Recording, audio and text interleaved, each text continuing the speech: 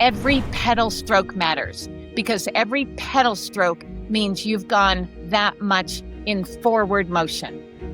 Pedal forward, finding a way through the worst thing imaginable in your life. Yeah. If you can't pedal, you walk. And if you're a bike racer and you walk long enough, you're going to get back on your bike, right? Sure.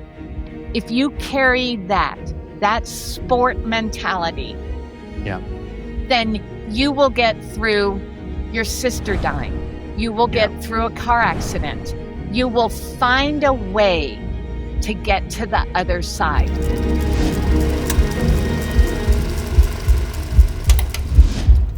I have on with me such a great guest, the perfect guest. After going through the episodes of my ride across the United States from San Francisco to North Carolina, Michelle Grainger, who is on our podcast on this episode with us. Thank you, Michelle, for being a part. You've Thank you been for having me.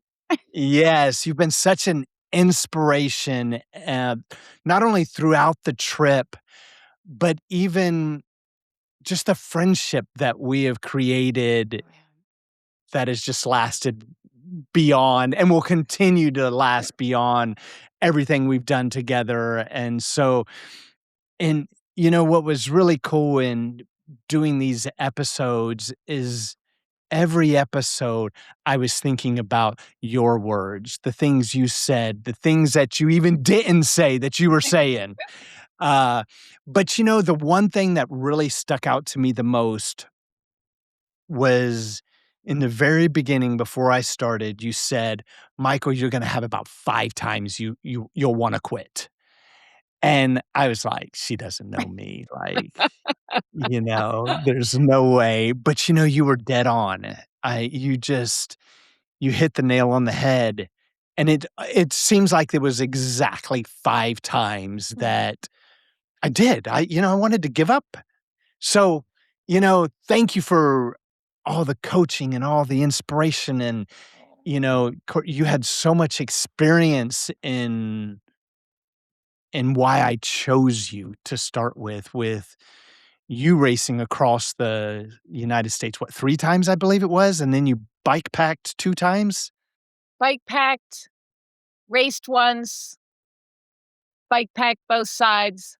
So, twice across. I guess Florida to Alaska is going across the United States.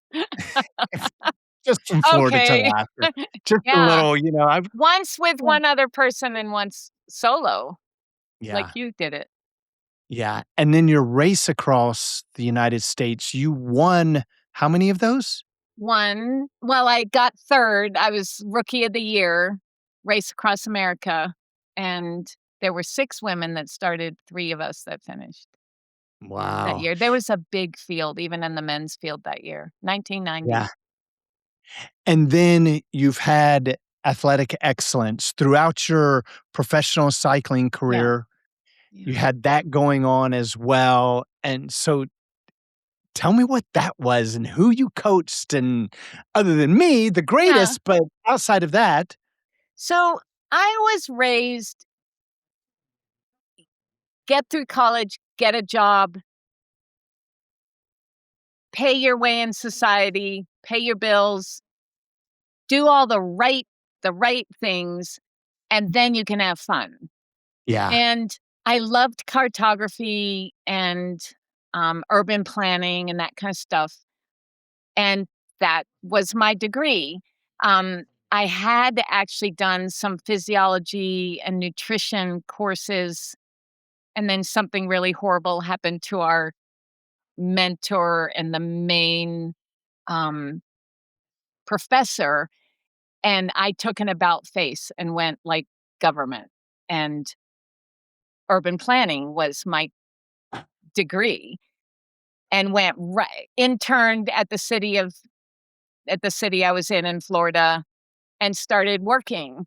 But I didn't fit in. I would ride my bike 30 miles before 8 a.m. so I could get my ride in, and I would eat carrots and hard-boiled eggs for lunch. And after a while I started to look around, I'd ride 100 miles on the weekend, and then try to get out of the heat.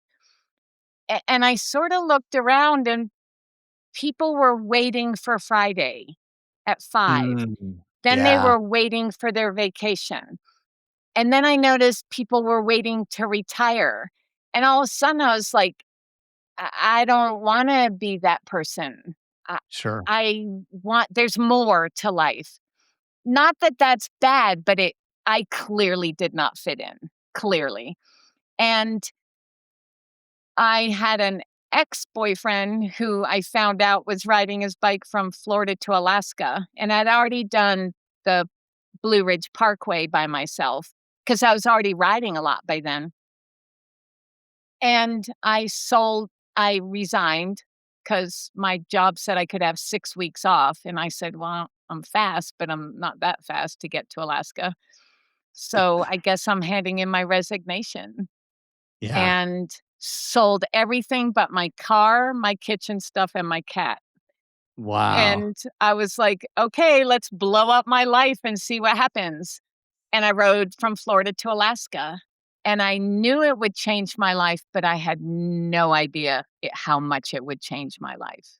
Yeah. And, um, when I came back, I actually started mountain bike racing when mountain bike racing was starting in the '80s, and I had a very bad accident and owed a lot of money because I was not insured for 4 days in my whole entire life, and I had this accident then, and I had to go back into urban planning because I was scared, and I owed a Yeah. lot of money, Yeah. and I didn't know what to do.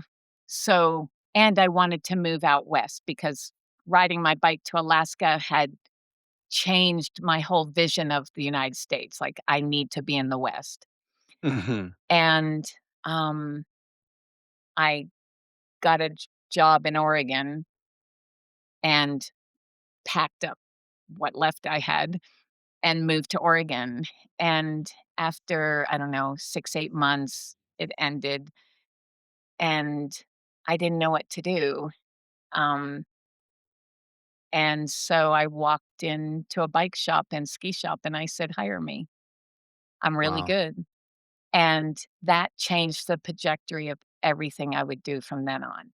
And I Mm. had already been racing and training a lot, and I remember I flew back home to see my mom, who had basically raised us by 5 girls on her own, and I poured my heart out and said, I've written on a piece of paper that I tore off an envelope, and it said, "I'm going to coach people, and I'm going to teach them how to do better, and they won't have to go through all the steps and processes that I went. I can teach them." I wanna say shortcuts, but they're not shortcuts. And Right. I poured my heart out to her and said, "This is what I wanna do. My biological clock is my athleticism." And this Mhm. came from having a family members that die very, very young, Mhm. 40s, early Mhm. 50s. And I was taught sort of as a really young child, you have bad genetics in living long, but you have good athletic genetics.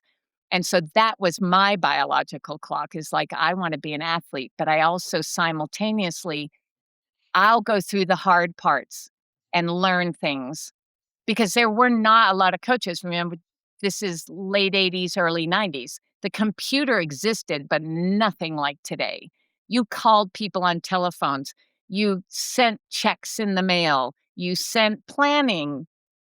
You wrote a calendar out and sent it in the mail, and people Right. sent you things back, and you talked Right. on the phone. And I remember telling my mom all this, and she just listened, listened, listened, and then said, "But you should go back to your government job because you can always race your bike and coach later." And I was like, "Huh, no, I'm not. I'm gonna coach and I'm gonna race and I'm gonna see how far I get." Because Mm. we were reading as a coach, we would get information out of Europe. Bompa's book and training books, it was the beginning because things were so slow. Technology was slow. And Mhm. so a lot of our stuff came out of Europe, and that's what we coached. And then Joe Friel was around, but you'd have to call him up on the telephone. And then I met Susan Norderangelo and Lon because I wanted to do the Race Across America. So I read their book and learned from them. And that's how we did it. And I was like, you know what? This is what I'm going to do, and I'm going to make it work. Sure. And so as I learned racing and training and then reading as much as possible and getting as much information from runners, really, because track runners, I hung around a lot of them, but that's who was easy access in college towns, right? In Oregon and Nike. And that's what I decided to do is like, that's how I'm going to teach. I'm going to show a faster way from world experience, what I go through. And not that I'm the same as everybody, but I've been able to take knowledge and experience, put it with physiology and anatomy and periodization, and put the two together and then make a career out of it. So Sure. So at that time, were you somebody in cycling, or were you just amateur at that point, or amateur because back when I so the person I rode to Alaska with, we had a plane ticket at the other end. So we had to leave when the United States when we thought spring would hit each state as we went west, heading for Mhm. Alaska, like getting over mountain passes. We actually had a snowstorm over a mountain pass in Colorado, of all places. And the end ticket was made. The flight back to Florida was because this person wanted to do a race across America qualifier. And remember, this was the mid 80s. So the Race Across America was on ABC Wild World of Sports. And that's where we were getting information from. We were watching these people. And the ticket at the other end was we had to be back for the race for his qualifier for the Race Across America. Well, I almost forgot your question. Um, and so I wanted to be 100 miler ultra runner because I was running in my early teens, but I could never get past like 15 miles. So I'm like, well, that's Mm. not going to work. I can't run 100 miles. And so I'm like, oh, what's the next best thing? Race across America, do ultra distance in the bike on the bike. Right. Right. And so um, that's what I wanted to do. And when I got to Oregon, that's what I wanted to train for, but I was doing what was at that time USCF, which was our governing body at the time for road racing. That's what I was doing. Mhm. And the governing body at the Olympic Training Center said if we did the Race Across America, they would not sanction our licenses anymore because Mm. they poo-pooed ultra distance. And Ah. instead of embracing it like they do now, because more money and more events and people are doing it. So I dropped my racing license. I'm like, fine, I want to do the Race Across America. And so I did the Race Across America, and which does not make you fast. So it's a different, Yeah, modality. sure. Anyway, so when I was done with that, I went back to USCF racing and climbed the ladder. And at the time when I was racing, Cat 1 was the highest you could get. They didn't have Mhm. pro for women yet. And but I always missed the mountain bike. Mm. But my accident in the '80s after I got back from the Alaska trip was on the mountain bike, and it sort of made me scared of doing a lot of technical stuff. But then I Mhm. started mountain biking again, and I sort of got bored with road racing, but it gave me a really good foundation. Mhm. And so I just started to climb the ladder again in mountain biking. Yeah. And I was older, remember I was 30. So I was in my early 30s when I really went back into this stuff, and I was never going to be Olympic material. That would have been maybe a fluke if I'd gotten into the Olympics. But I started always picking things that weren't mainstream because it was fun and new and exciting. And then I started mountain bike racing and once I reached the top of what I could do in road racing, which I had a great career, I went back to mountain biking and then climbed again quickly because I'd had this base from road racing Sure. and started doing at the time what was called Norba, um, Mhm. and did those events. And they were always in the same venues. So they were Mammoth, and there was one in Colorado, and one in Snow Mountain, and one in Michigan. And after several years, I wasn't getting on the podium, but I was in top 10, top 15, but I could usually squeak in top 10 for a weekend. I started to get bored again, and I was like, "Oh, Mm. there's more." And then that's when underground 100-mile races were starting, and they were Yeah, underground because they were not looked upon as good racing. right. And I would find out about them. I'm like, "Well, that's what I wanna do." And 24-hour events weren't starting yet. Yeah, And so I just asked all my sponsors, I'm like, "Can I go do these 100-miler events?" And they're like, "Sure." And I'm like, "Oh, I'll get you on TV. Don't worry, I'll get in the newspaper. I'll find some way to get you publicity." And right. that was my niche, was Mm, 100-milers and 24-hour solo. And so it was a mix of how I could go fast, but at long distance. sure. And that's my engine. Yeah. And that's when I started to get a name, is Yeah, sure. because I was on the front end of this stuff and doing well, and then started to race around the world because Mm, 24-hour and 100-milers were starting to pop up all over the place.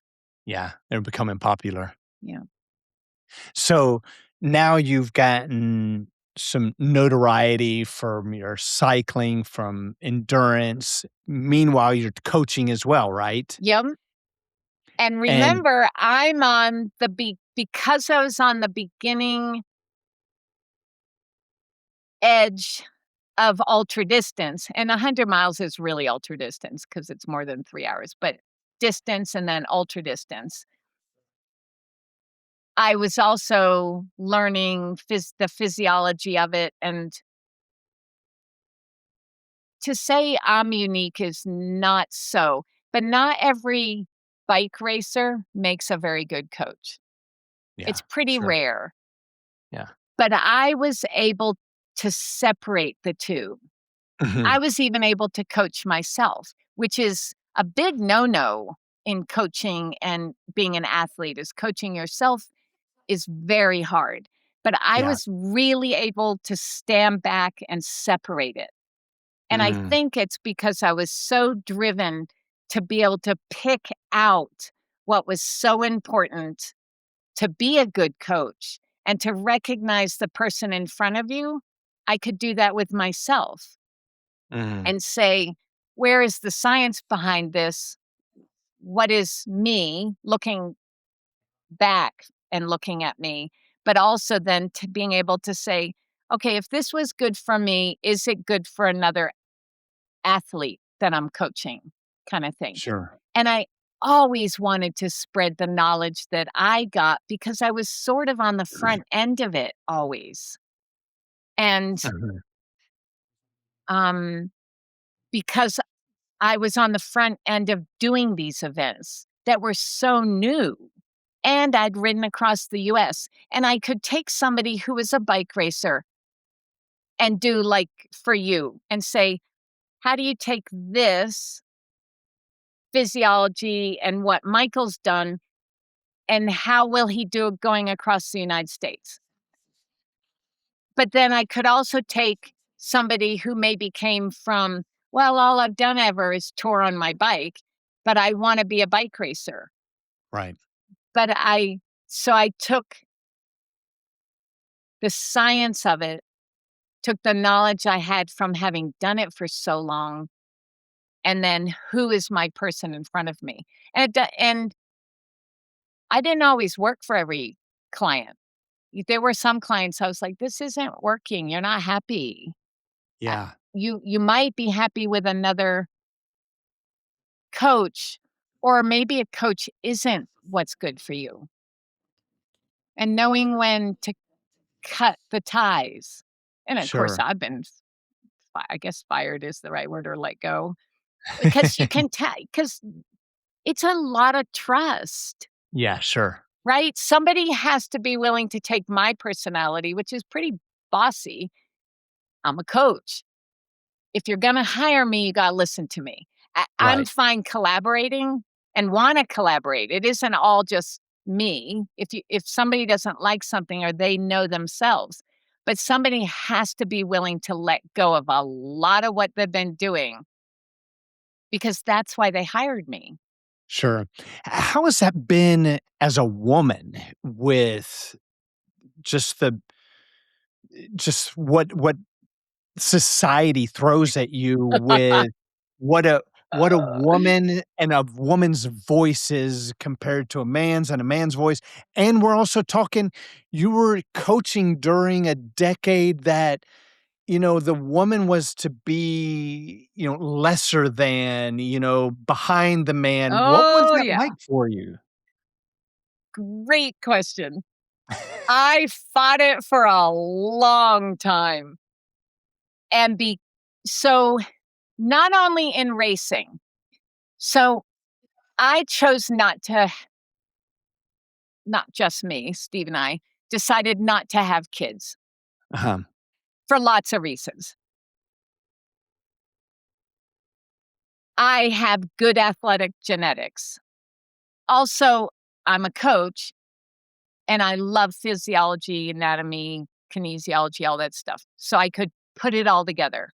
And I have good genetics. And I knew I Mhm. had good genetics, which meant I could go longer if I got smart and push my aging body longer.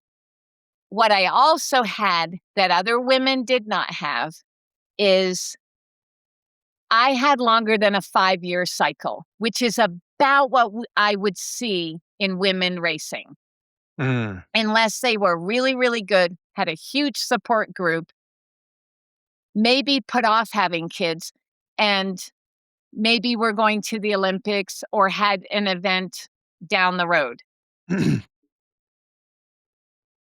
What I would see racing is groups of friends or groups of women that I would race with, and we would podium together or be in the top tier together. They would cycle out, 1, because of career, 2, because they didn't have a phenomenally patient support group, and or they wanted kids. So it's about every 5 years, I would lose groups of friends that were Mm. going off and doing something different, and I was still racing. Sure. I also stuck to the fact that I never, and not that being last is bad, but being on the podium is fun, and it's a huge goal that keeps the carrot moving.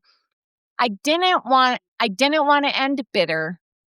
I didn't want to always be last and have everybody waiting for, "Oh, there's Michelle. Maybe she should quit racing," Right. because we're always waiting for her.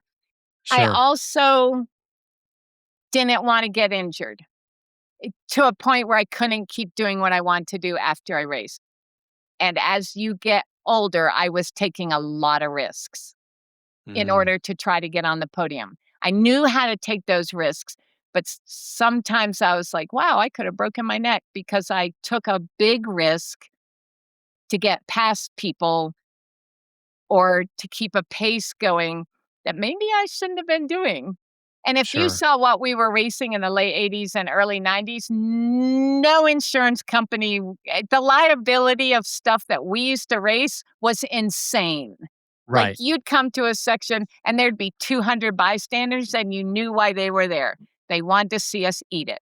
Clear it or eat it. Yeah, sure. So, not only was that hard racing because I was racing in a period, and then I'll show you how this connects with coaching, where 12 women would show up, elite women, whether we were pro or elite. And, but maybe that many elite women, and there would be 50 elite men.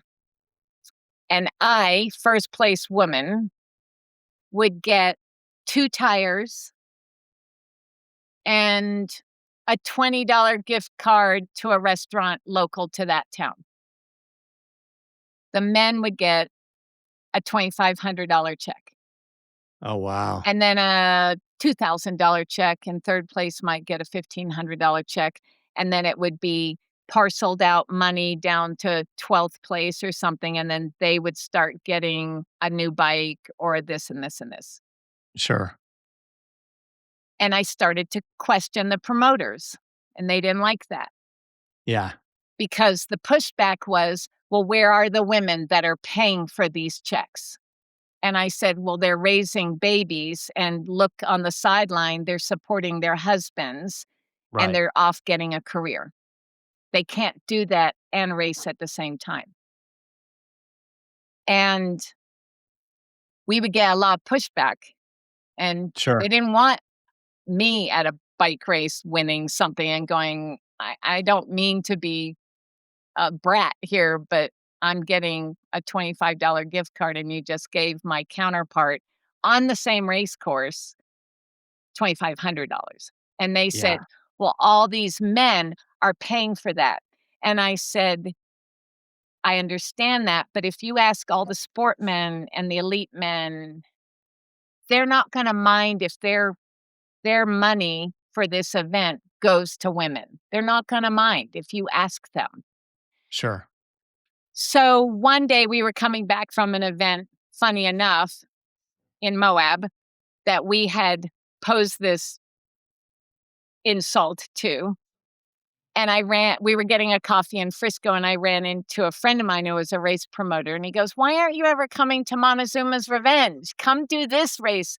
And I said, your prize list isn't equal. And he goes, no, women show up. And I go, let me put it this way. You cannot penalize the women that show up because we've worked as hard as the men, and we've put Mhm. a lot of things on in our life either on hold, or we are doing the balancing act. We are Yeah, taking care of, unfortunately, fortunately, Steve didn't need me to take care of him all the time, bike racing, and he supported me. And I said, how about this? I'll come do your event next year if you will do equal prize list down to however many women come, and then give all the men the rest. I don't care, but don't penalize the women that show up, or we're not going to keep showing up. yeah. And I said, so support us down the list equally and then slough it off. And he Mhm. goes, if I do that, will you come? And I go, absolutely. Absolutely. We've been trying to tell this to race promoters for years. And he Yeah. did it. And that's how I started Montezuma's Revenge. And Wow. and I So kept not going. so not only that, you were pioneer in the industry, Yeah, we you were know? working hard at it. Yeah. And I went to a bike race. It was South Dakota. Loved the race. 50 miles. I won all the women by quite a bit of time, which I was always pretty careful to come to local events. Eh, I never wanted to be the one where I showed up and people go, "Oh, great, now I'm gonna get second or third or fourth or Sure. whatever." I didn't wanna do that to local races. Yeah. But I it was a situation where I got $25 and first place, and they would not give me first place woman. They said, "No, you have to race in your age group." I said, "But I want all the women." And they're like, "We don't care." And I was like, "Well, that's not fair." Yeah, and sure. the men got 20 times more money. Sure. And it was local, and you don't wanna be rude, and you push a little, depending on who the promoter is.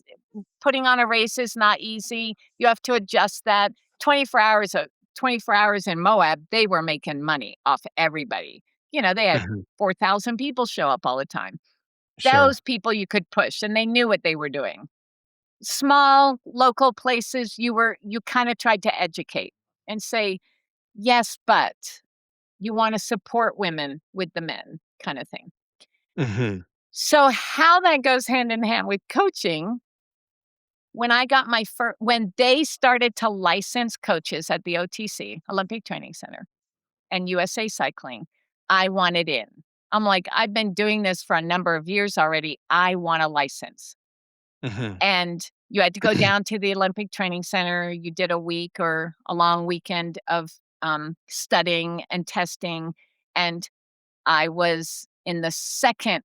I couldn't get into the first group because there were too many people, all men except for maybe one woman. I got in the next go round, 1998, I think it was. And the amount of sexism, which I expected, and for a number of times made me wanna quit coaching.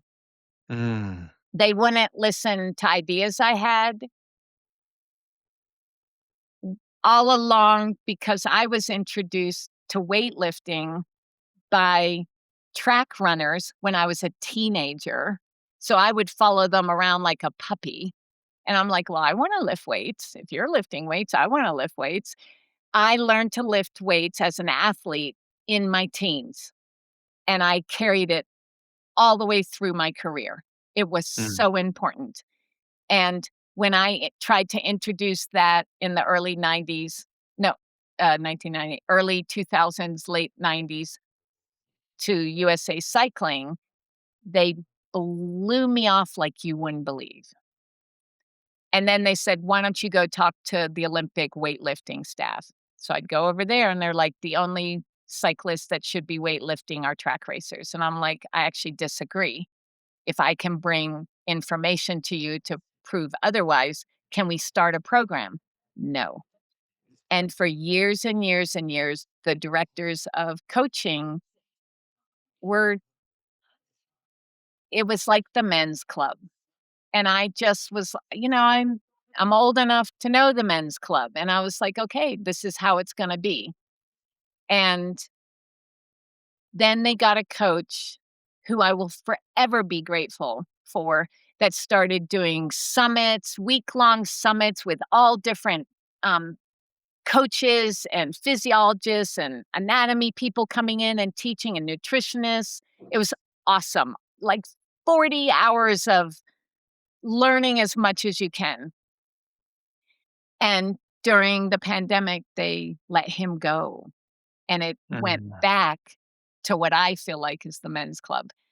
And I dropped the program, and I Oh, worked wow. 30 years to get a I worked so hard to be legitimate, to have liability insurance, to stay 20 hours a year on education, and I just was like, "If you are not gonna support us, then I'm not gonna support it. I'm gonna find it in other governing bodies," kind of thing. Mhm. Sure. And it was hard. There were not a lot of women coaches, and if there were, we didn't get the same respect. And I Sure. kinda get it coming at it working in the '80s, that's how it was. You had to Right. wear pantyhose to work. Seriously, ask Yeah. somebody today if they know what pantyhose are. You know, because they told you they work really well when you get rained on your bike. Put a pair of pantyhose on. Yep, I But remember then when that. you had to do it to go to work, you're like, "Seriously?" I do have So to say, I never did it, but I oh, remember you you telling gotta me. they ball up so little, they work. Energizers. That's But awesome. so the 2 went hand in hand, and look how long it took for women to get good pro money and to Sure. get a pro license, Yeah. kind of thing, to get the same courses. Um, Yeah. it's not it's not been an easy ride, kind of Sure. thing. But I'm super stubborn, and I'm like, Yeah. "No, you're not gonna make me quit any Yeah. of it," Sure. right? But try to educate as you go along, and sometimes you piss off people and you're the squeaky wheel, like, "Oh, go away," kinda thing, Equali Sure. equality can work really well, Yeah. right? So as you got towards the end of your career, now was it the accident that forced the end of your No, career, that or was was it years after. So, okay, um, early to mid yeah, early 40s. So I'd have to do the math, I'm not going to. 41-ish, 40. There were still some events I wanted to do, um, but I still always had that, "I don't wanna be the last person. Why am I doing this?" Um, kind of thing, and I started to realize some of the already were realizing that in some events, I was really risky, and this was mountain bike. I was really taking some risks, and most of the time they paid off, mhm, and, um, early I'd have to do the math. I had a there was a suicide in my family that really threw me for a loop, my older sister, and I really questioned the path I'd taken and how mm, selfish being an elite athlete or being an athlete is. Um, I didn't go on family vacations. My racing came even before stuff in my marriage came. Um, my money-making career choices were based around racing. Um, and I started to feel really guilty. And I was like, "What am I doing?" Um, mm, I'm not a low-level athlete. I'm a pro, but I'm not an Olympian name kinda yeah, thing. I was a name in the stuff that I did, and I called up all my sponsors. It was in the spring, and I said, "I'm gonna send my bikes back. I'm gonna send my equipment." I called each of my sponsors, and I said, "Here's what happened. I'm sitting on a hammock right now, and I don't wanna do anything." And every single sponsor said, "Don't send anything back. You're an ambassador to the sport first, mm, and we know whatever you do, it will work out, and we will get what we need from sponsoring you." mm, And they supported me through this 2, 3 months of just sitting on a hammock wondering, "What am I gonna do next?" And I wow, started to volunteer with cycling organizations. I was like, "Well, maybe I'll just go help underprivileged kids, and then I'll go help do this, and then I'll go help do this." And it brought back an aspect that got me back on the bike and got me out of my headspace, and then I started racing by summer, and, um and so that happened, and then I knew I could still podium. I wasn't just racing to podium, but I kinda was racing to podium. Um, I'm very competitive. Even in my own head, I'm very competitive, and there were a few more things I wanted to do, and so I did those the next couple years, and then I kind of knew, like, "Okay, it's time." And I yeah, quietly got out and stayed mm, an ambassador for a couple of my sponsors, and I said, "I'm still gonna do group stuff, I'm still coaching, I'm still gonna go to these, group event, week-long camps kinda thing." And I did a slow exit, but not ever announcing anything. yeah, And it was not a bad way to go out. And mhm, it's funny because people would ask me, "What do you miss the most from racing?" And I go, "I can tell you what I don't miss. I don't miss being paranoid about getting sick." I had Sure. reached a point of so much paranoia getting sick because it could throw a whole season off. Right. And then I said, "And I don't miss intervals. If I never do another interval again in my whole entire life, I will be happy." And for Sure. the most part, I haven't done one. Wow. I try to keep up with somebody so that, try to get on somebody's wheel, so that's sort of an interval, but no structure. And then I said, "The thing I said, "I miss being so fit all the Mm. time that I can do anything I want." Anything. Sure. Like, somebody can Sure. go, "Wanna go climb Everest?" "Sure, never climbed before, but whatever, I'm sure I'm fit enough." Kinda I wouldn't Yeah. do that, but, um Yeah. and I said, "And I miss getting on the podium." Yeah. Even if it's for my convoluted brain's 24 hours of happiness of being on the podium, like, I did it, I did it. Yeah. Um, I kinda missed that, but that came hand in hand with being so fit. Sure. I loved being that fit all Yeah. the time. Yeah. But the flip side to that is a lot of pressure, right? And a Sure. lifestyle that only athletes realize. Right. You don't go to movies, you go to bed early, you don't drink, you don't have desserts, you don't do all these things that might mess up your training. Totally. But so Those were good that's why I feelings, kinda got though. out. I remember, my resting heart rate was, like, in the 30s, Yep. and where I could watch my chest and I could see my heartbeat, and it was like, boom, boom, it's I could barely move that, but my body was just so efficient, Yep. and Yeah. it was just such a good feeling, it's Yeah. like, "Man, I am in good shape." Yep. Yeah, and then the car accident came, uh, in my late 40s, Okay. and that changed everything. Yeah, sure. So, are you up to sharing a little bit about that and Yeah. what that was? Like, how did that accident so you were riding your bike, right? And you Yeah, got hit by a truck. a friend we were gonna do a century ride. It was Saturday, it was Memorial Day weekend. Mm, It was sort of cloudy out. I kinda woke up and was like, "Oh, I don't really wanna do it. Maybe we can shorten the ride." I just didn't feel good about it. Um, and as the therapist at the time said, I said, "I knew I shouldn't have gone." And she's like, "If you're that good, how come you can't predict everything in your life?" And I was like, "Oh, that's a good point." We weren't even out of we were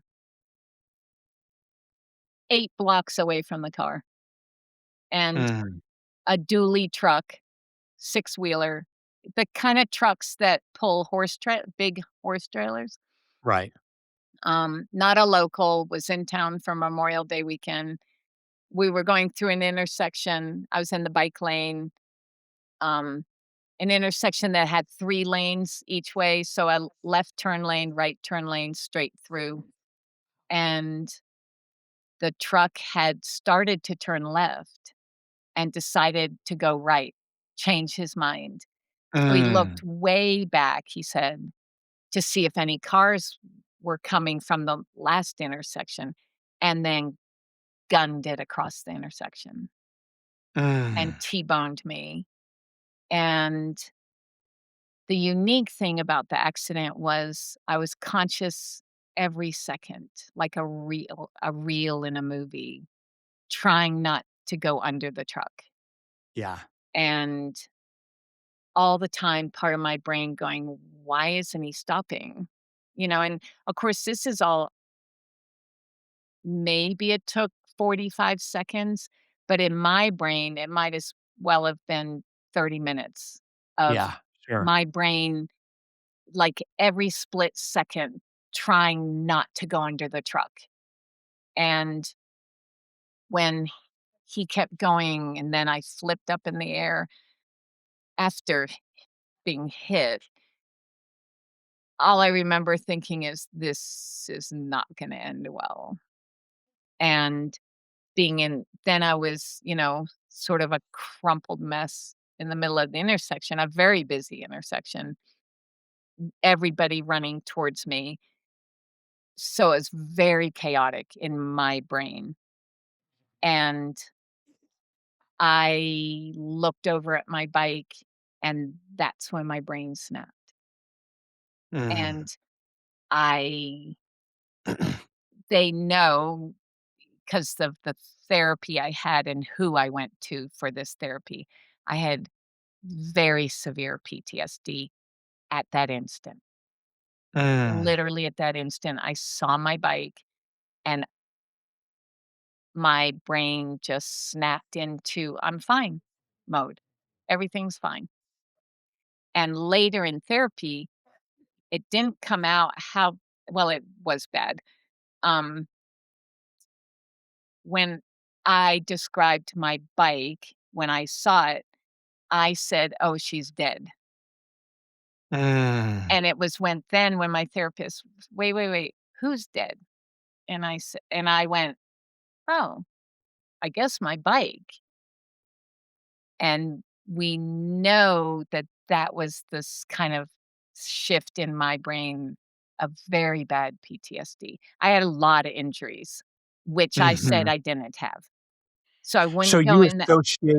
you associated when you looked at that bike and I guess the mangled mess that the bike was, Yep, that and the accident. per the person riding that bike could not have made it through. Exactly. Like, as if you took yourself out looking in, Exactly. saying, It is "There's no way exactly that what I person did. could have survived." Exactly what I did.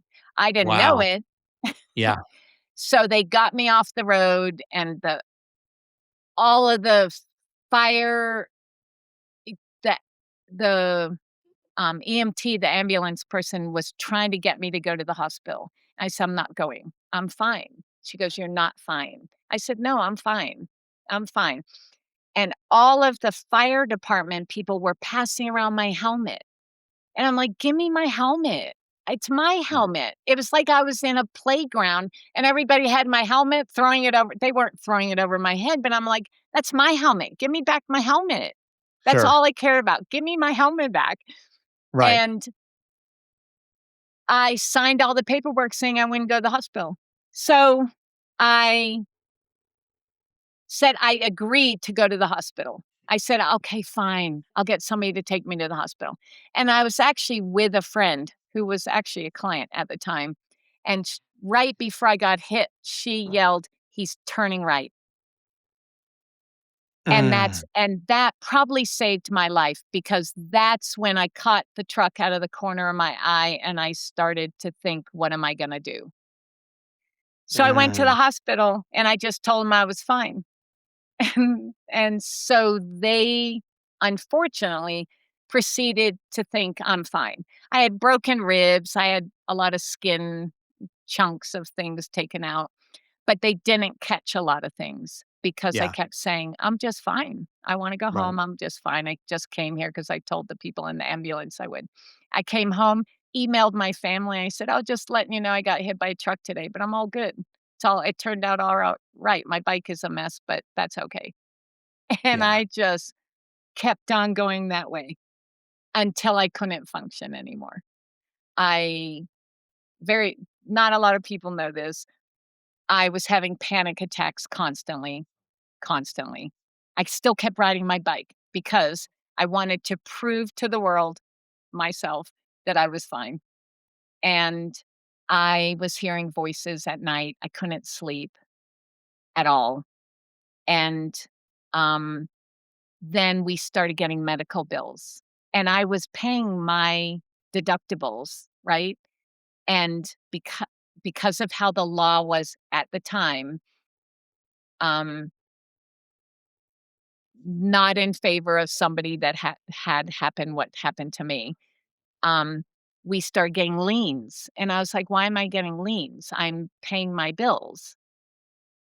And because the whole system knew it was a car accident and they wanted part of it.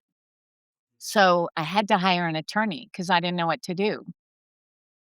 But I had a stack of of stuff. I'd been keeping track of everything, and I had ledgers for all my medical bills, and I had a lot of, they call it polytrauma. I had injuries head to toe, some that could be fixed and some that can never be fixed. Mhm. And I walk in and I put the stack of all it was like I was an accountant and all sorts of things, and I stick it on the table and I said, "Here's why I shouldn't be getting liens," and blah, blah, blah, blah, blah. And we spent 2 hours with this, injury attorney, and he said, "Okay, I'm fine if you don't hire me, but when you walk out of this office, you are going to find a therapist. You need to start with any therapist. You have some of the worst PTSD we've ever seen, and Mm. you need some help." And I said, "I don't need any help." And he goes, "I want you to walk out the door." Steve was with me. And he said, "If you do not go get help, you will lose your house. You will lose your marriage. You will lose your job. You will lose everything. You need to find a therapist." Mm. And it sunk in. And he said, "This is not normal. How you have structured and written out in great length detail everything that's happened." And I was like, "Yeah, but I'm a coach and I'm a this and I'm an athlete. We do this." He's like, "No, you need to go get these injuries looked at because they've missed them and you need to get a therapist." And when we Wow. walked out the door, Steve said, "Let's find a therapist." And I was like, "Oh, fine." And when we found a therapist, I walked into her office and we had an interview, and I was thinking in my head, how many sessions is a lot of sessions? And I was like, "Okay, so 6 or 8 sessions and I should be pretty good." And she goes, "We'll see." And this is somebody who's very world renowned in EMDR training. And I think within 2 months, I walked in and I said, "How many sessions a week can I handle?" And Mm. she said, "We can start with 2, you might be able to do 3." I said, "All right, Wow. let's get down to business because my brain is a wreck." Mhm. And I would lie in bed and hear voices, but it was me talking to myself, basically. And I would think, "I should call a hotline because I think I'm going crazy." And then I would go, "I'm not calling a hotline, they'll think I'm crazy." I didn't even tell Steve. Yeah. And then I would go, "Okay, I need to call somebody." But if I call somebody, somebody'll find out how messed up I am right now, and I Yeah. want no one to know. Yeah. It was bad. Yeah. They Sure. they eventually told me it would have been within, 2 to 3 months that I probably would have been institutionalized. I Wow. was like, "Whoa, that's pretty bad." Yeah. Sure. And it's just how my brain kinda split and like a soldier, kind of I just was fine because I didn't want to even believe how bad it was. Yeah. So Oh, and I was how did you transition from, here you were a mess, not physically and mentally, yeah, if what you're explaining, and you still had clients, you still had coaching, you were doing all here you're telling people how to perform and what to do to become successful, but here you were a mess. yeah. And the thought of hotlines and phone calls, I couldn't imagine a client of yours, if you would have taken your life going, "Here she was just coaching me on X, Y, and Z, but here," so how did you walk through that and manage that? I compartmentalized all of it for Wow. good or bad. I I was so deathly afraid that people would find out what had happened. And I still was trying to grasp how fragile our brains are, that I made sure I looked so put together for meetings, meeting clients, going to the gym, keep riding my bike. I was in so much pain, I couldn't believe it.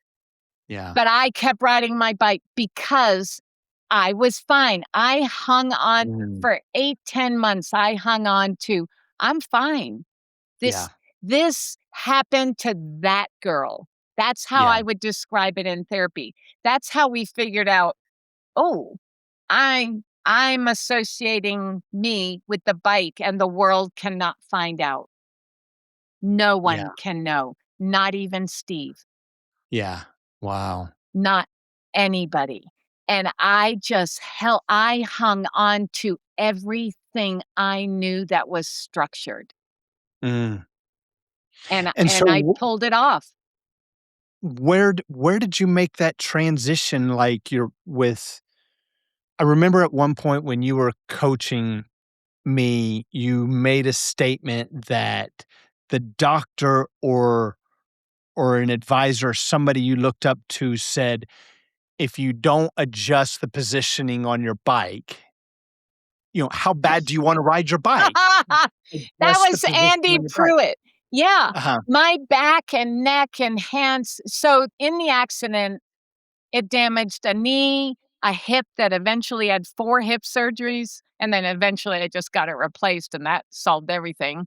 My back, my neck, uh, it was polytrauma, head to toe, and I trusted Andy Pruitt so much, and we've become such good friends, and he used to joke about my file that he had on me as a patient, what would damage his back when he'd have to lift it, because I saw him through all the racing injuries I had, anything.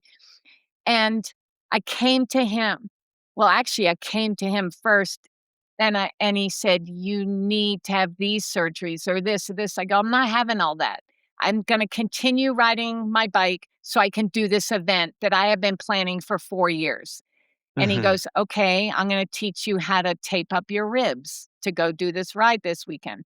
I'm going to tape up your knee. I'm going to tape up your wrist, but you need to go to doctors and get these looked at and fixed." And I'm like, "Not until this event is done." As it turned out, I couldn't do the event anyway because I broke my hip. But um, and then he said, "Okay, you need this saddle and we're raising your handlebars." And he did it, and I go, "I'm not riding my bike like that," because I was still a bike racer in my head, you know? Sure. And he goes, "Well, your back is injured and your neck is injured and your hands are injured, and you have to ride like this." And I go, "I'm not riding like that." And he goes, "Do you wanna ride your bike?" And I go, "Yeah." And he goes, "Then this is the saddle you need to support your hips. This is the position you need to be in, and you'll be able to ride your bike." And I was Mhm. like, "Okay." And I was literally embarrassed. If this had Mm. happened to a client, I would not have been embarrassed for them. I would have said, "This is how you're gonna ride your bike now." And Sure. I listened to him, and of course, it is how I could ride a bike. More Right. upright, protect my hips, protect my back. Right. And that was my perception of me. Who I was in the world, how I thought others perceived me, because I cared Mhm. about that, Mhm. and nobody cared. Nobody cares, but Sure. that was my perception. So the pivoting you made, you had to come to a place of going, "I'm going to put aside what other people think, What I and thought I'm" other people think, right? Right, yeah, what you thought other people think in order to do what you love, Yeah. and and completely pivot in how you looked, felt on your bicycle. I even remember when I was cycling, the cyclocross setup and the ride your bike across the United States setup is 2 totally different setups. Oh, yeah. It's like you're looking for aerodynamics and all of this stuff, but you're only on your bike for an hour or so. Yep. Whereas riding your bike across the United States is comfort, Yes. getting 12, 15, 18 hours on a little piece of leather, you know?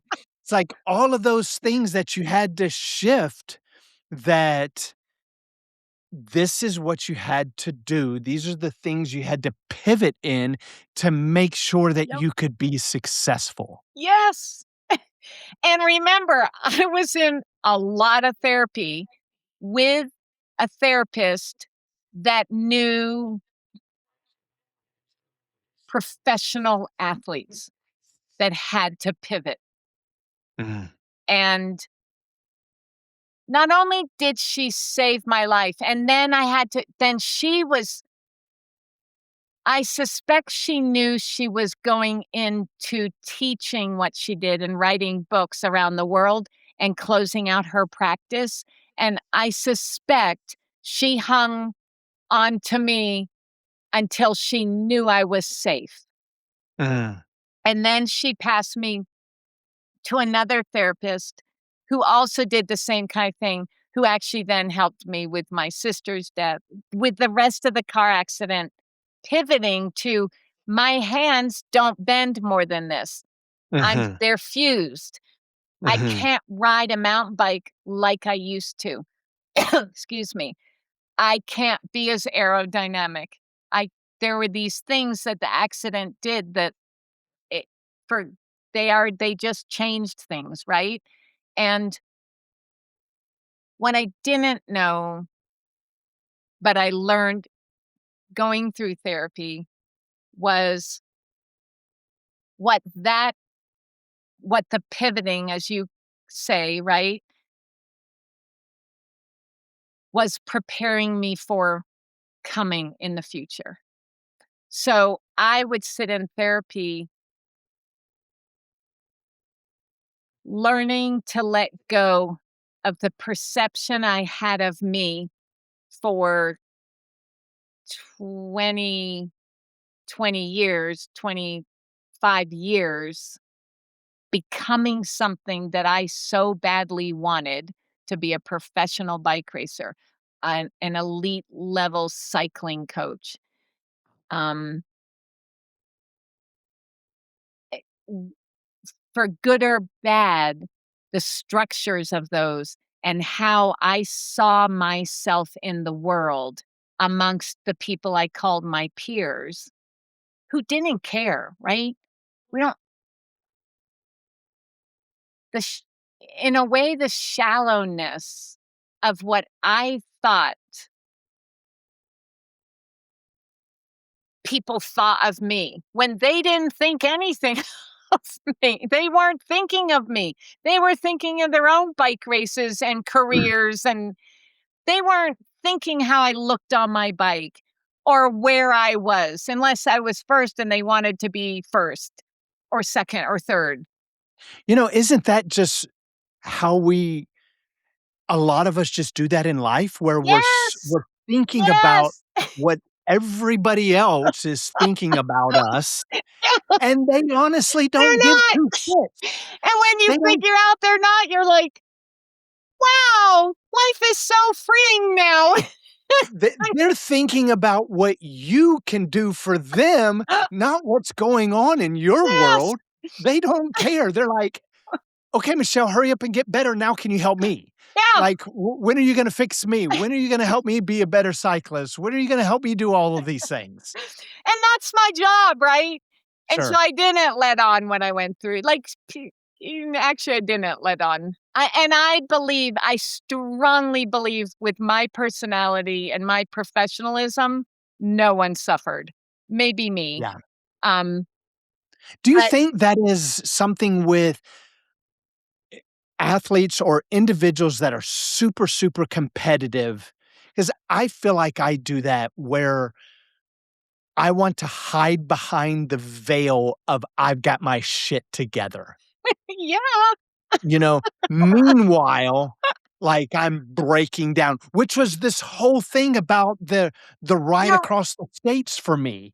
It was my world was falling apart, but yeah, nobody knew that. yes, They knew, "Oh, I just wanted to ride my bike across the United States. I was this cyclocross racer, this single speed guy that loved to be out on his bike that just finished 12th in at nationals. Oh, I just come back from the event, and I think I wanna just go ride my bike across the United States," when the reality was I was hurting.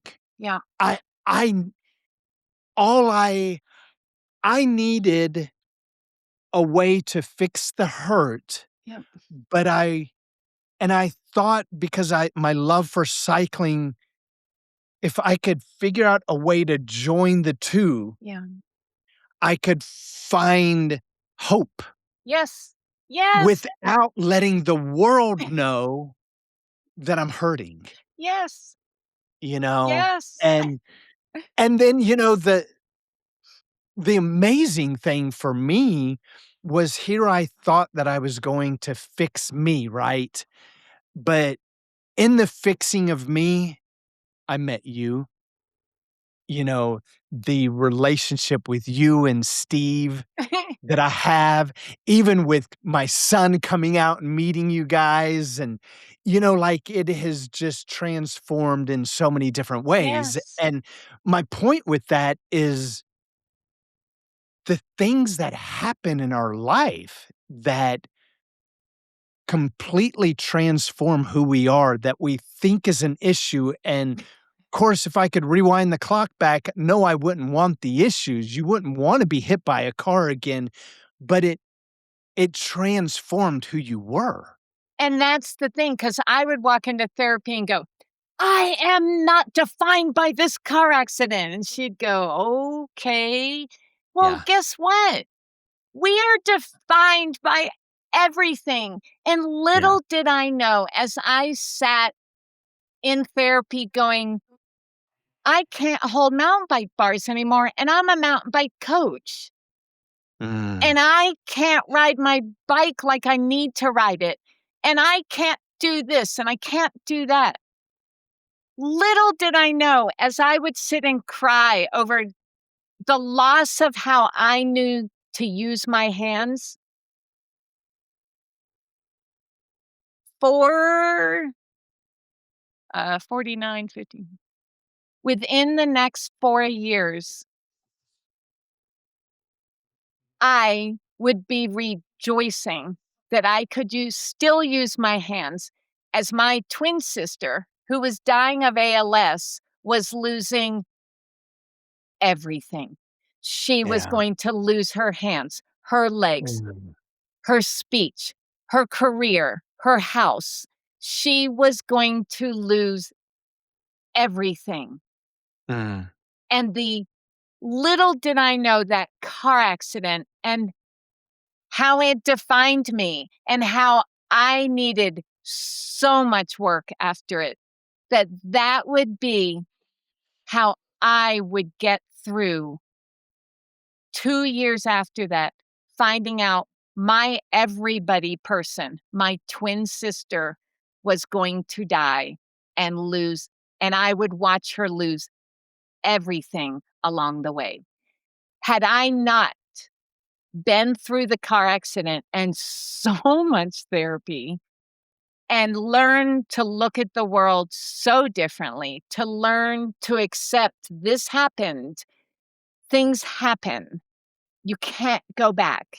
So you Right. either move forward or you hide under the covers. And I'm too afraid to hide under covers. So I'm Sure. moving forward no matter how bad the bleep is.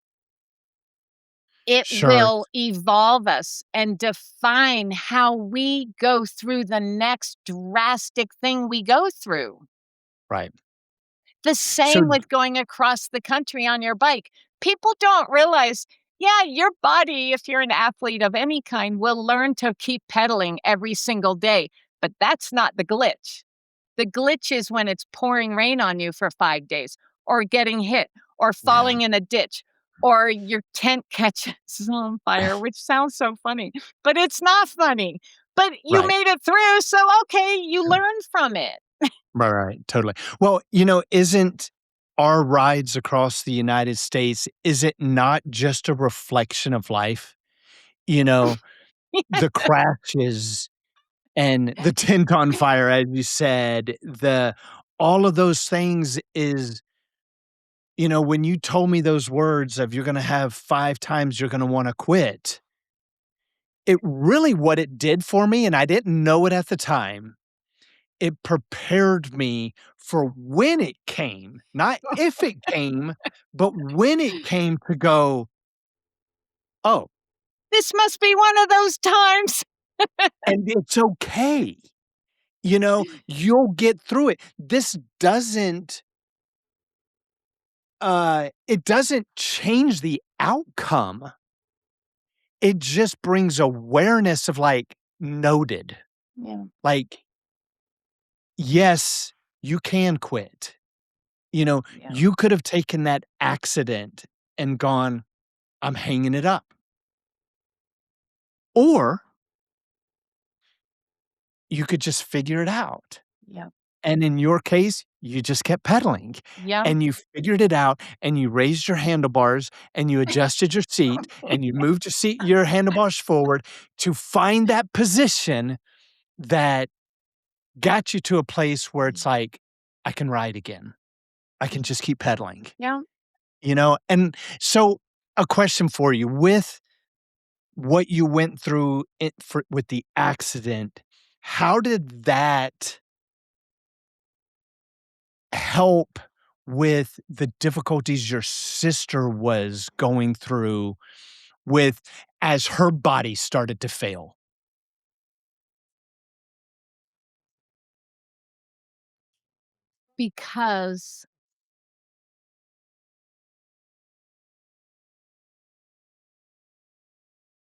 Because it seemed to pale in comparison.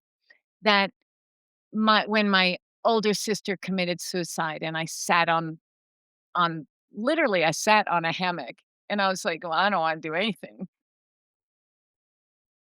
I was like, "Oh my god, I've been so selfish my life. I've been doing everything I wanna do, and I've missed friendships, or I've only sort of been a shallow friend, or maybe I haven't been good enough, nice enough, because 'cause I've been because everything went into bike racing." And that helped me then. I didn't think about it in the car accident, but when Lynn, my twin, I knew she was gonna lose everything. There's Mm, no cure. And it made I can still use my hands. They're not perfect and they hurt, but I can use them.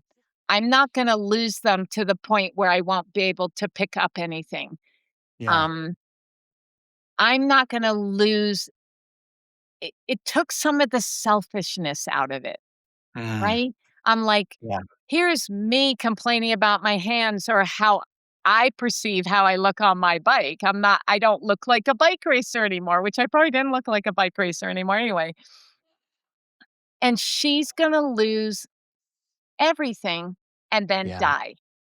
Yeah. And I was like, this pales.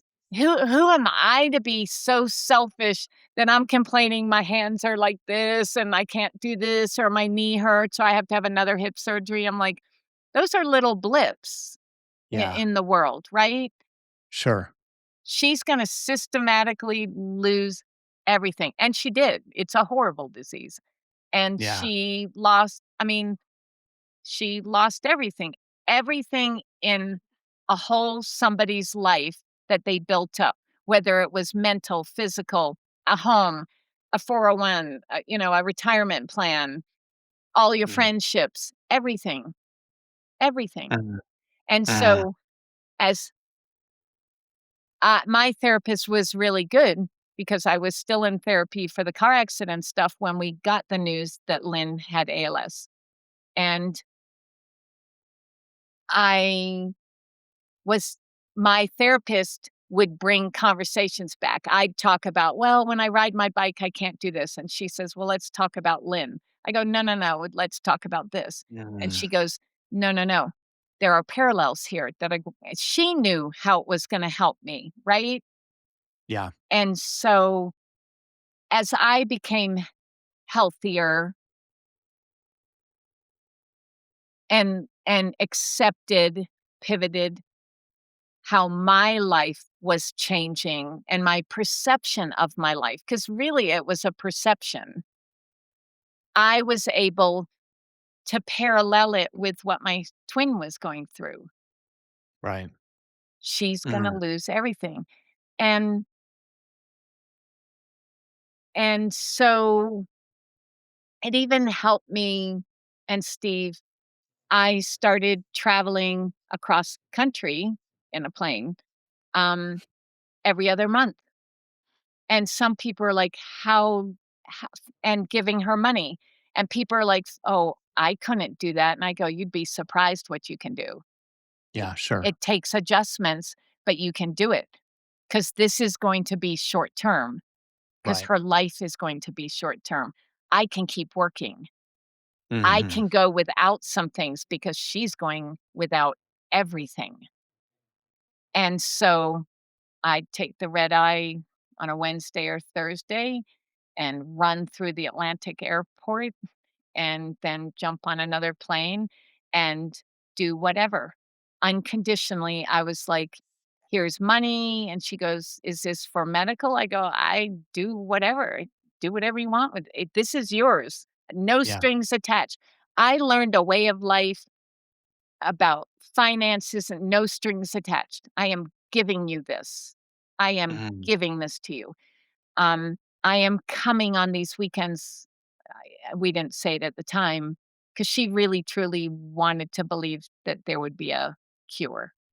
Sure. But I was like, this is her life to choose that. It drove some Yeah. people crazy. She never would talk about dying. "I'm going to kick this. I'm going to beat this. They're praying for me in Peru." Okay, who am I to say you won't be the miracle? Right. It's not my life to say you have to start looking at end of life decisions or you have to start thinking you're going to die. And Yeah. so my little car accident and what I went through, although there were so many parallels, Yeah. it put it in perspective. Yeah. Was it a parallel for her as well? Were you able to No, relate in any way at all?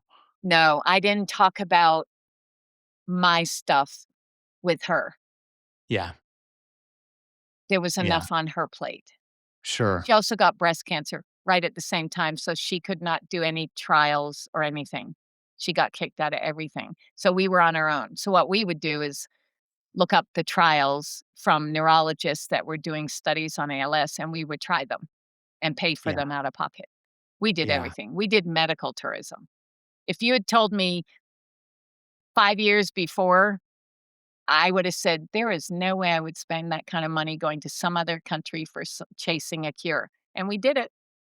We did Sure. it. We tried everything because you also learn the things that I've learned, and I think told you this, maybe not taught you this. I always said, "You have to give your best, whether it's in a bike race." And of course, I equate racing bikes and training as parallels to life. I have Sure. always had a mission statement, 2 mission statements. Quitting's not my option. It just isn't. I'll always keep moving towards something. I'll find roundabout ways because quitting something to me means, in for my personality, as me as an individual, I'm afraid then that will set me up to quit something else. And I don't Yeah. ever want to quit anything. I want to just keep trying, find a different way around. If you can't swim, find a boat, Yeah. walk the shore. It's the long way, but you get to the other side. So, and the other thing that I would always say, which I forgot now, to- um, quitting is not my option.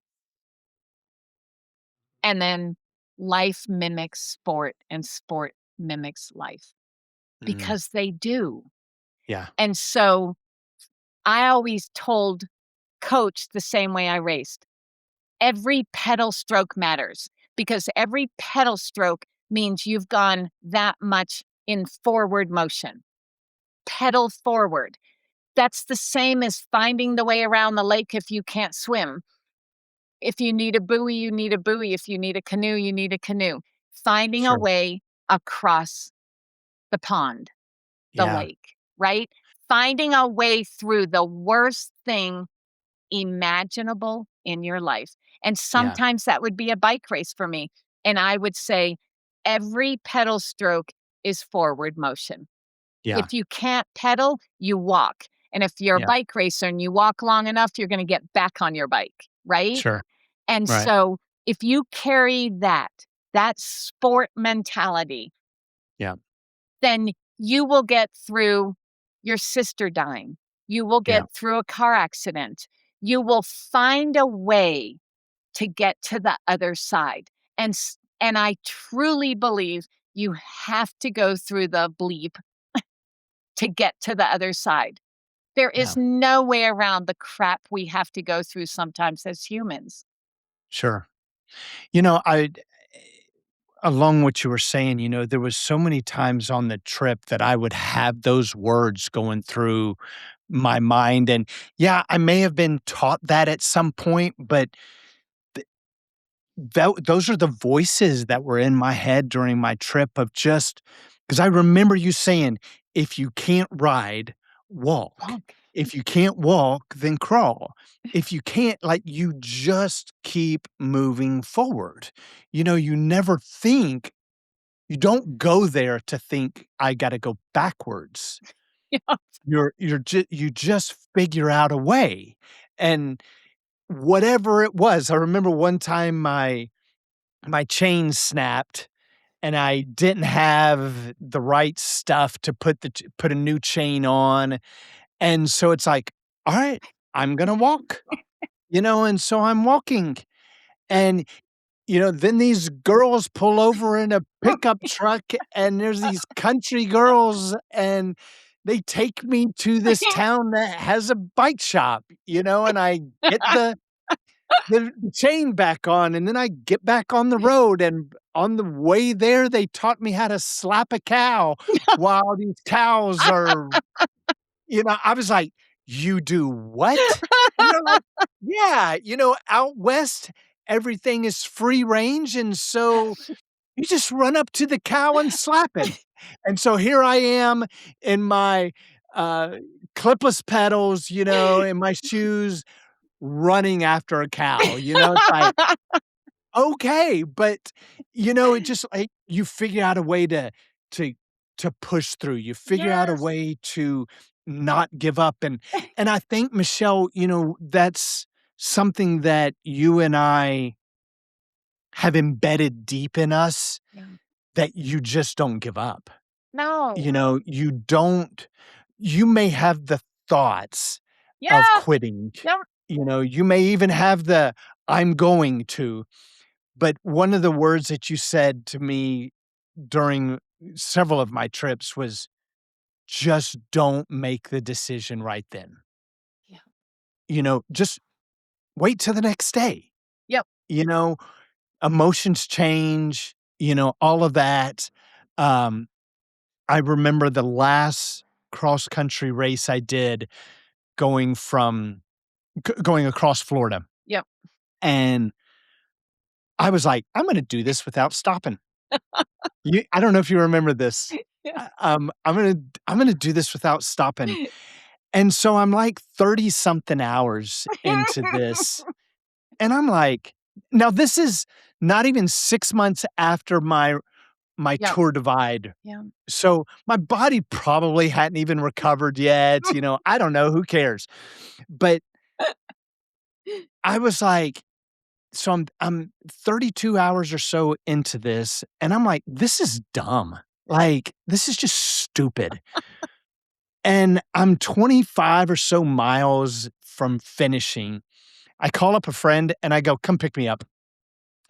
And I go to the hotel and I get 6 hours of rest and I go, "Now this is dumb." I get back out on my bike and I finish the race. You Yes! know, it's like I ended up finishing like 20 something place or something like that out of a couple hundred people. But it's like I can't even allow myself to quit even when I quit. It's like, You just Michael. needed sugar and a break. Right, exactly. So so you've gone through your sister and the loss of your sister and how devastating that was for you.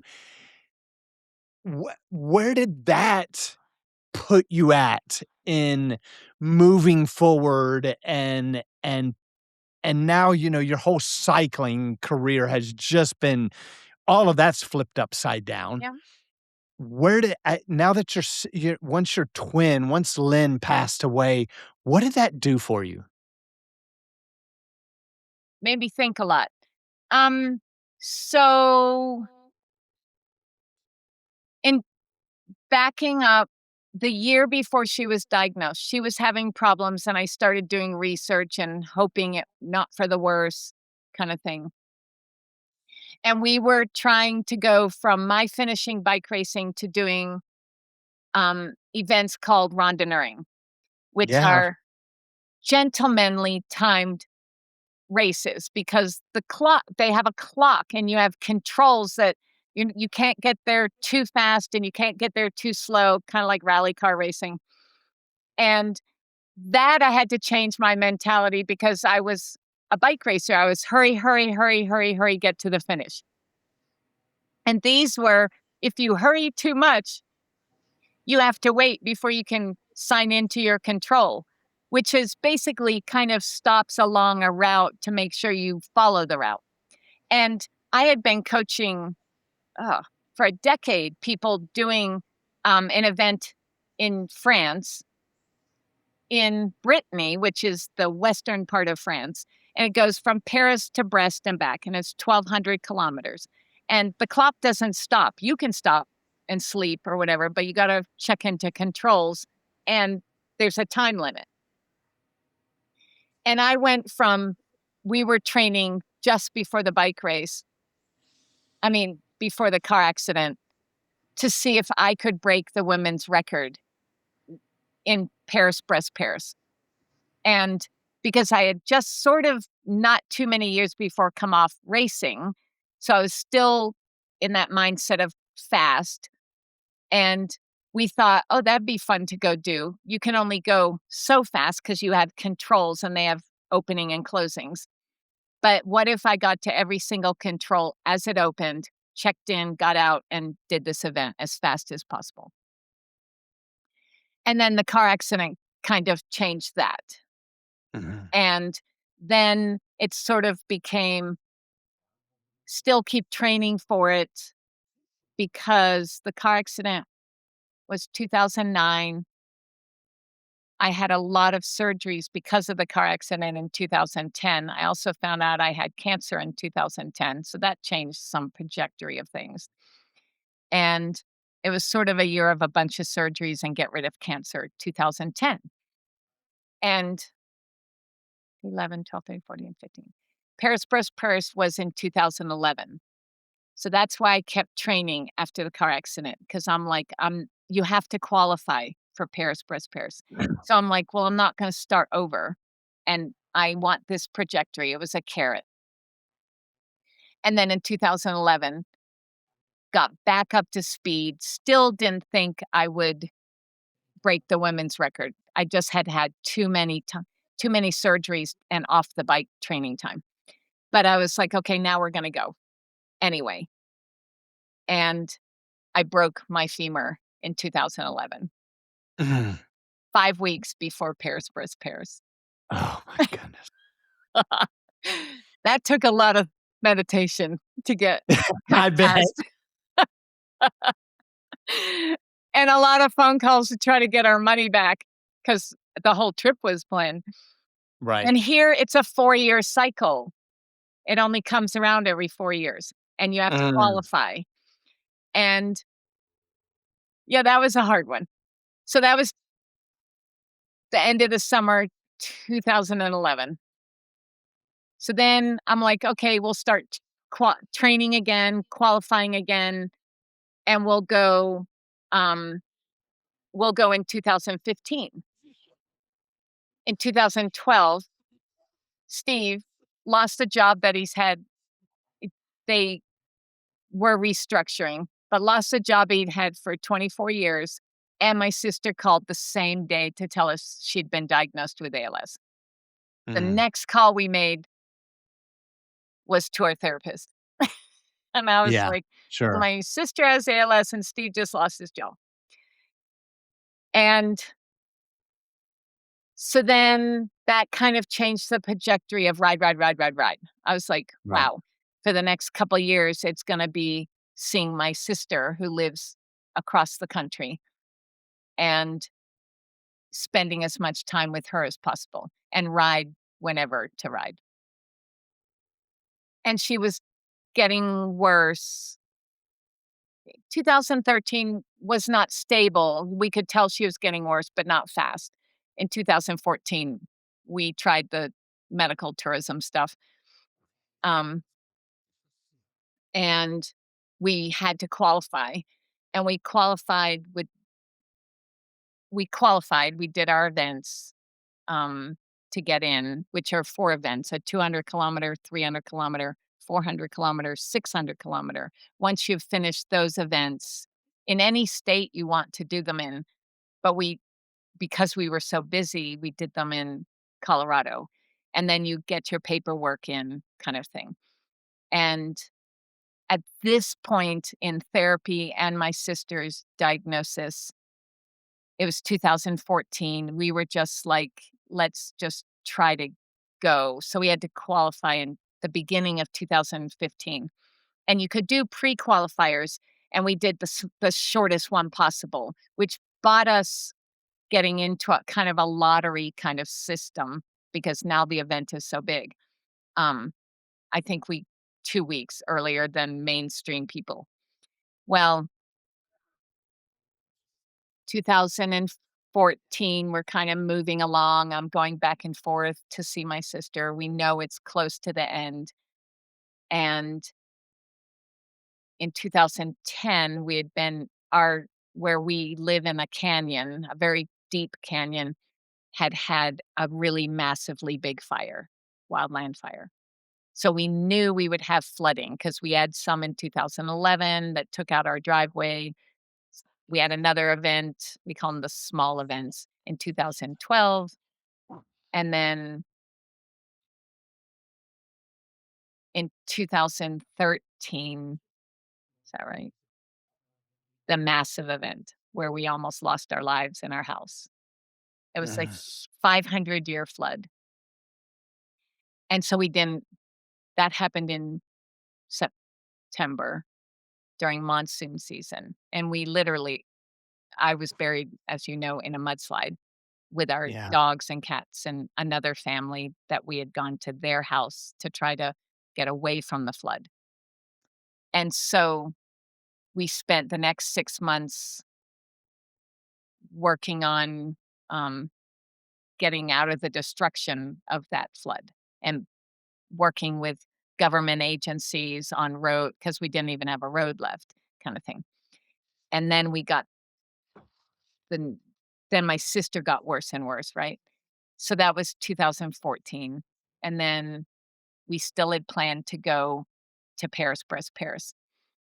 By the time my sister died in December of 2014, I no longer cared how fast a bike rider I was.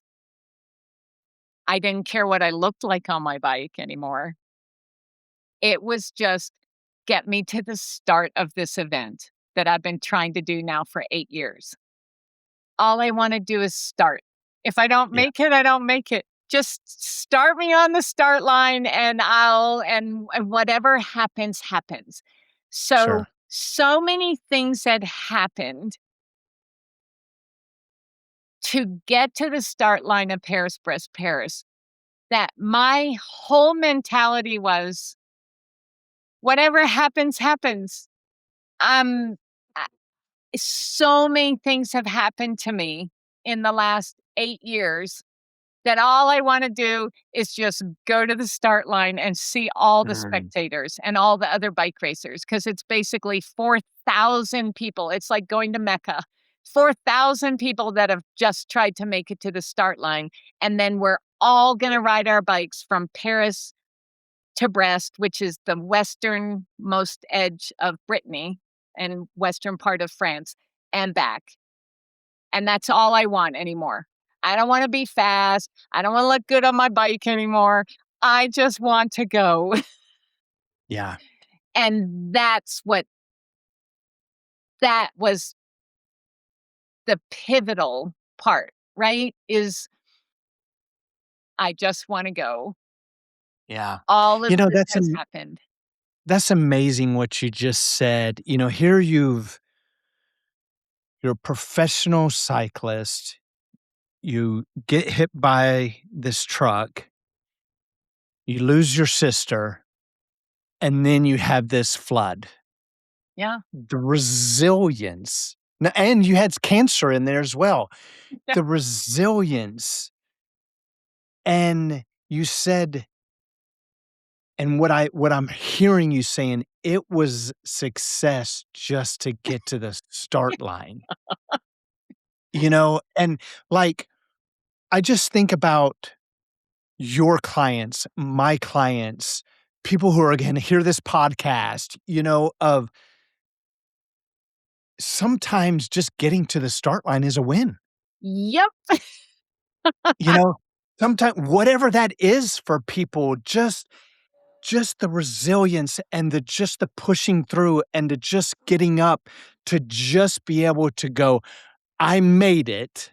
Yeah. It wasn't what I wanted back years ago. However, this is the new norm. Yes. This is the new goal. The new goal is to I just wanna get to the start line, Yeah. to go, 'Yes, I Yeah. made it.'" Yeah. And there's no failure Yeah. in what was once a goal. Yeah. The goal just pivoted. It shifted, And it's and shifted so many times. And it evolved. I evolved yeah, to,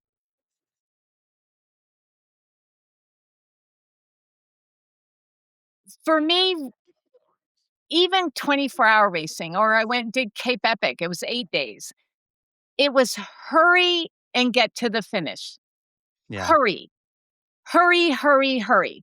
At 12 years old, I was told I wouldn't live past 40. I would die of cancer. There was so much cancer in my family, and I've had 3 cancers now.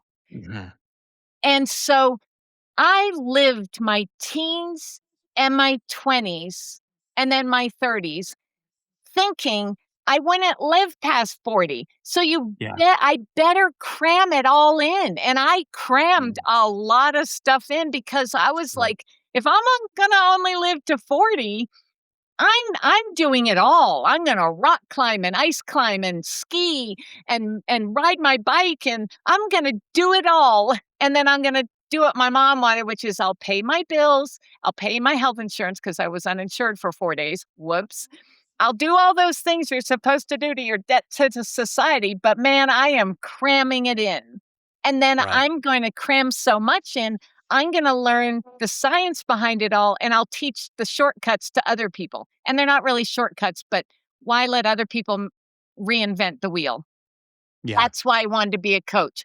I'm like, this life's hard enough as it is. If I can teach people how to be better without going through as many mistakes, we all have to do mistakes, then that's why I wanted to be a coach, right? And it was sort of funny when I got to 40, I was like, oh, I might live longer. I better start planning. Now I want to live to 84. That's my new goal. And so cramming it all in and through all the roadblocks, because that's what life is. Even when people look like they have it all together, everybody doesn't have it all together. There's probably a sure, handful of people that have it together and maybe they don't know there's roadblocks or kind of thing. And, but how to find the workarounds, how to Yeah. keep going after that carrot, and Yeah. how to be okay with each of these things does define us. I was defined by the accident. It wasn't everything, right? But it's so, and I would prefer not to have been through it, but it so prepared me for the things that were coming, the avalanches or mudslides. It, it they prepared me. Yeah. Being buried up to my chest in debris and rocks and boulders and trees and furniture, you can't make that up. But the thought process that I have was, well, this isn't going to be what kills me. You know, Sure. I kinda said to Steve, "Is this really what's gonna kill me after everything I've been through?" And he said, "No, that's not what you're not dying." And we literally pivoted on in a split second, how are we getting out of this? Yeah. And Yeah. so, I think if you can learn not to quit, Yeah. you can learn workarounds, not cheating. You can learn how to, if you can't swim, because we all have to get across the pond. There's Sure. always gonna be a pond in front of us. If we can find a way around or a way through, then that's life. That is sport mimicking life Right. and life mimicking sport. So if you can see that those 2 things are so pivotal and so essential and so part of life, then you get up in the morning. Yeah. Maybe you get up later. Maybe you don't make the bed. I always make the bed for some reason. Not perfectly because I have dogs. But if you get up and you face the forward motion and Yeah. we keep moving forward, crawling sometimes, Right. right? You're moving forward. And moving Yeah. forward is a solution to a roadblock, a business deal, uh, something that stumps us, right? We move forward.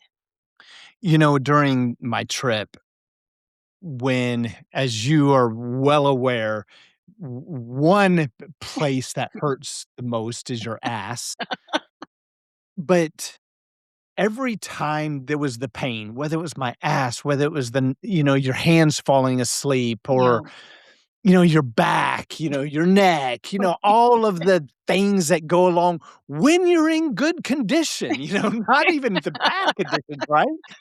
But when all of those things are happen, I would always reevaluate my morning and going, this is my new norm. Yeah. My new norm is, yeah, my ass hurts. Yeah, my hands are numb. Yeah, all of those things. So now that's the new standard. Yeah. So from the new standard, now it's like, today's going to be an awesome day.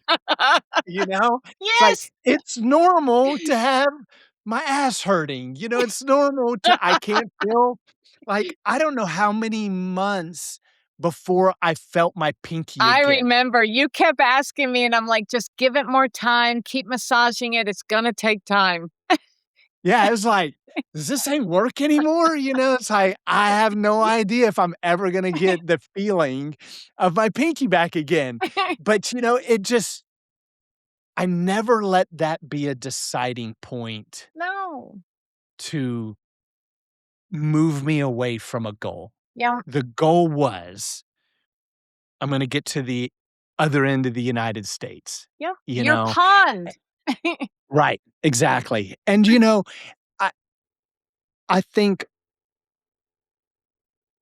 and what I've seen is it's okay that a goal pivots.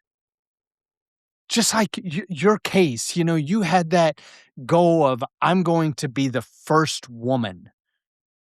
I'm gonna be first place in this Rundoneering." But your goal pivoted. Oh, It pivoted majorly, yeah. and but your mindset didn't shift. Yeah. Your mindset was still, I am going to push for success. Yeah. I am going to accomplish what I set out to. It wasn't a you gave up on a goal. It had to pivot due to my circumstances, Yep. you Yep. know? And so I think we for me, I've had to not get caught up in going, that's failure. Yep. No, that is just a shift. Yep. That is just I'm going to shift what I think was a goal to a Yes. different one. I'm not gonna lessen the goal, No. but it's going to shift. And if there was one thing, along with multiple, you taught me so much, but it was just the resilience, Michelle, that you just got up. You Yeah. just kept pedaling. You just kept pedaling. You know, when I was run off the road by that car and those firefighters were coming down to get me, it doesn't even compare to you getting hit by that truck. But, Yeah, you know, but I'm it's up there all t know that it's all relative, right? Like, Sure. it Yeah, it is, but, you know, for me, it was like, all I could think about was my bike, is I've gotta get back on my bike, you know, and with bulges in my ribs, like, I don't know what's going on right there, that doesn't look like that growth is supposed to be there, uh, but you just kept pedaling, you just keep Yeah. pedaling, you So, just get up. after so, quit my urban planning job, cartography and stuff, sold everything, gave my sister my car, 4 kitchen stuff that still Steve and I still use today, and every time I pick it up, I go, "Do you know how old this pot is?" And he goes, "Yes." It's like 45 years old. I go, "Yeah, and we're still using it." Anyway, and my cat, when I came back and started bike racing, mountain bike racing, and I didn't know I didn't wanna go back to a government job. What I really wanted to do was move out west to Colorado. I'd met some people in Cotopaxi. They said, "Oh, come be a river raft guide, a ski tour person," and that's what I really want to do. But I was scared, and so I didn't do it, and I went to go work for my 5th grade earth science teacher, Kenny Van Nortwick. Ken. He used to, during some of our classes, read us Edgar Allan Poe stories. I love Edgar Allan Poe to this day because of Kenny. Mm. Well, he needed somebody to do repotting of plants around his house, and they had a big pool with all these massive Florida plants in it, and he said he'd hire me because I didn't know what to do. So I go, "Okay." Every morning, we'd be drinking a cup of coffee first, and he'd sit and listen to me bitch and moan about how I wanted to move to Colorado and be a ski instructor and a river raft guide, and that's really what I want to do. And every morning he'd go, "So why aren't you doing it?" "Oh, I don't know. I really need to get a job doing this or a job doing that." And he's like, and then I'd go to do the work for him. I'd come back the next morning, we'd be drinking coffee. Wah, wah, wah. My life is woe. I want to move to Colorado. And one day he goes, "You know what? I've had multiple businesses that I tried and they were not successful. And here I am today doing another business." He goes, "Get off your ass, make a Yeah, decision, but quit complaining about it. If you sure. want to go to Colorado, move to Colorado, but quit Yeah, sitting here over coffee complaining about your life in Florida." He goes, "The only failure is not trying." yeah, And he said, "So get off the pot and make a decision." He, to this day, I contact his wife because I don't think he has a cell phone. He might, I don't know. I adore him. I adored him in 5th grade, and I adored him when he saved me coming back and didn't have a job after riding my bike to Alaska. And he gave me those talks of do something, move forward, but quit just standing here complaining about your life. Do Yeah. something, move forward. Yeah. And of course, I still didn't, but I went bike racing up in North Carolina. I actually had my insurance paperwork filled out because I'd just come back from Alaska, right? Where I'd had like travel insurance or something. And that's when I severely broke my ankle and had to have, I was in traction for 2 months. And I owed, I had to pay for, I owed a lot of doctors and hospitals a lot of money. And it was hard. They did not think I would walk normally again. Mm. And I was like, well, you don't know me. And And I have to say that injury hurt for multiple years, but I had to get a job then, right? I owed a lot of money. And that's how I got the job in Oregon. So I did move west. It wasn't how I had planned to move west. And then how I moved west evolved again to where I lost that job through not circumstances of my own. But it moved me west. I got to Oregon and Mhm. then eventually walked into a bike shop, ski shop. And that changed the whole trajectory again of my life moving forward. And I Yeah. started to pay off my debt. And it Yeah. changed because I was now in the fitness industry, right? And I could be a coach and I could bike race and I was around people of the same mentality and I kept moving forward. And I always say the accident and how much money I owed got me west. Mm. And I needed, I always said I needed the 2x4 to hit me in the head, to change me, so to scare me so drastically that I would do at least part of what I had intentionally planned to do. It got Right. me west. And that changed the projection or trajectory of everything I did. It and so that changed everything. I had to pivot again. Yeah. And I Yeah. was terrified still, but in a different way. And so I changed the course of my life, which is why I'm here today. Yeah. And Sure. so that moving forward, that even if it took, a little nudge or a big nudge, I did what Kenny said to do. It took a bit. It wasn't really Yeah. the plan, but Right.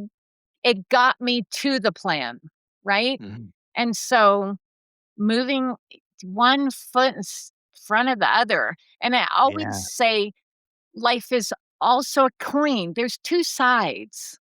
Right. It's not like I don't complain. And it's not like, Steve doesn't have to listen to it in the evenings or something. But we do have choices. We Mm. can choose to get up out of bed. We Sure. can choose to go into therapy. I always said I didn't have a choice in therapy, and the therapist would look at me and say, you did have a choice, and you made the choice to find a therapist, which moved you forward, which Yeah. helped Yeah. your brain, and you had a choice. These are Yeah. choices, and we move forward. And I, Right. I choose moving forward. I would say I've had the best life. I have had Mm. a hard life, but I have had the best life. And some of the hard part of my life I've probably chosen to do bike Yeah. racing or blowing up my life and choosing a new career, but they're moving forward. And Yeah. life mimics sport, sport mimics life. And if we can keep people making decisions to move forward, they Mhm. are choices, right? We have choices every morning. Make the bed or don't make the bed. Who's going to Yeah. see the bed? No one. Sure. You know, Yeah. I still make the bed. Yeah. um, their choices. And I think if we can teach people life is not always easy, and sometimes people hide the hard, and sometimes you can't hide the hard. Mm. But and sometimes we make choices or we do things for the people that can't do them, you know, Yeah. that Yeah, that sure. didn't get the opportunity but kept trying. I've Yeah. lost 2 good friends in the last week, Mm. and, Yeah, I saw your post on Facebook. ah, you know, and then but we gotta live. We have to be Yeah, responsible even when sure. we're irresponsible, and some people would say some of my life has been irresponsible, but I think, um, when you race and you learn to keep moving forward and you learn to be in the moment, and I got a sports psychologist to learn this, and then to learn also how to teach this, like the sticky notes, to my clients.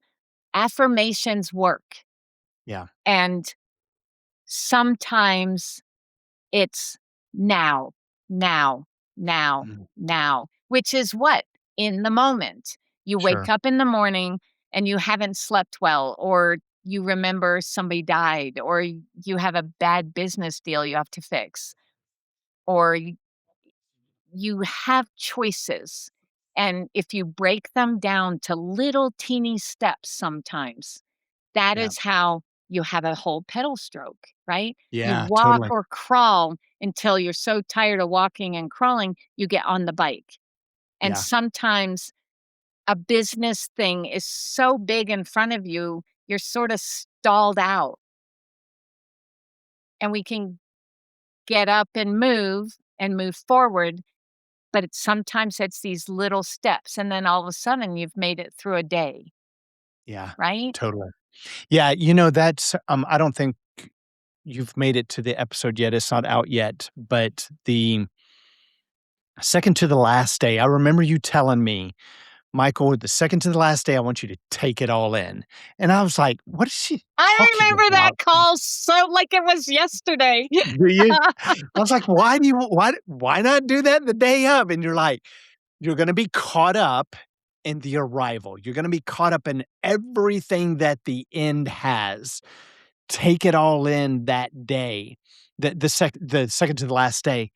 And so, I'm doing that and I'm so emotional. You're thinking I about know. everything that has happened, the good, the bad, the ugly, but also my body was failing. Like, I mean, it was like, I'm done. I am over this. And I had to do exactly what you just said. I had to take it into small bite-sized pieces, and all I could do was focus on 10 miles at a time. Yep, And as you know, on the East Coast, there's a gas station like every 5 miles, every 10 miles, unlike out west, in Nevada and and Utah, it's like 30, 40 miles, you know? But it made it easy to go, "Just get to this next gas station and reevaluate." yeah, And I'd ride that 10 miles, and I'd go in and I'd fill my bottles up with water, Gatorade, whatever, grab some food, take a little breather, and then I'd go, "Alright, let me go another 10 miles, yeah, and another 10 miles." And Michelle, that day of just going 10 miles was the longest day I did on the whole trip. I but I wasn't focused on eating the big elephant in the room. I yeah, was focused on, "Let me just do 10 miles. yeah, Let me just get up and just get through to this first hour of the day." yeah, Not thinking about the full day. Let me just get this 1 hour yeah, and make that 1 hour a success. yeah, And then I can go, "All right, now let's take this next hour and let's see what that gives me." yeah.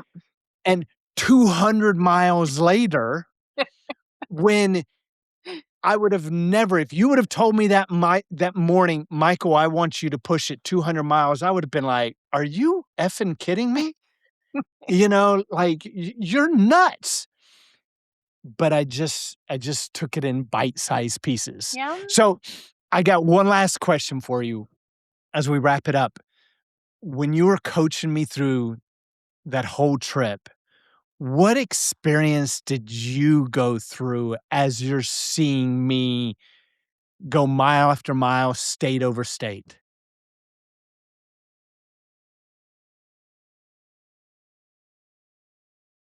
I wanted you to succeed.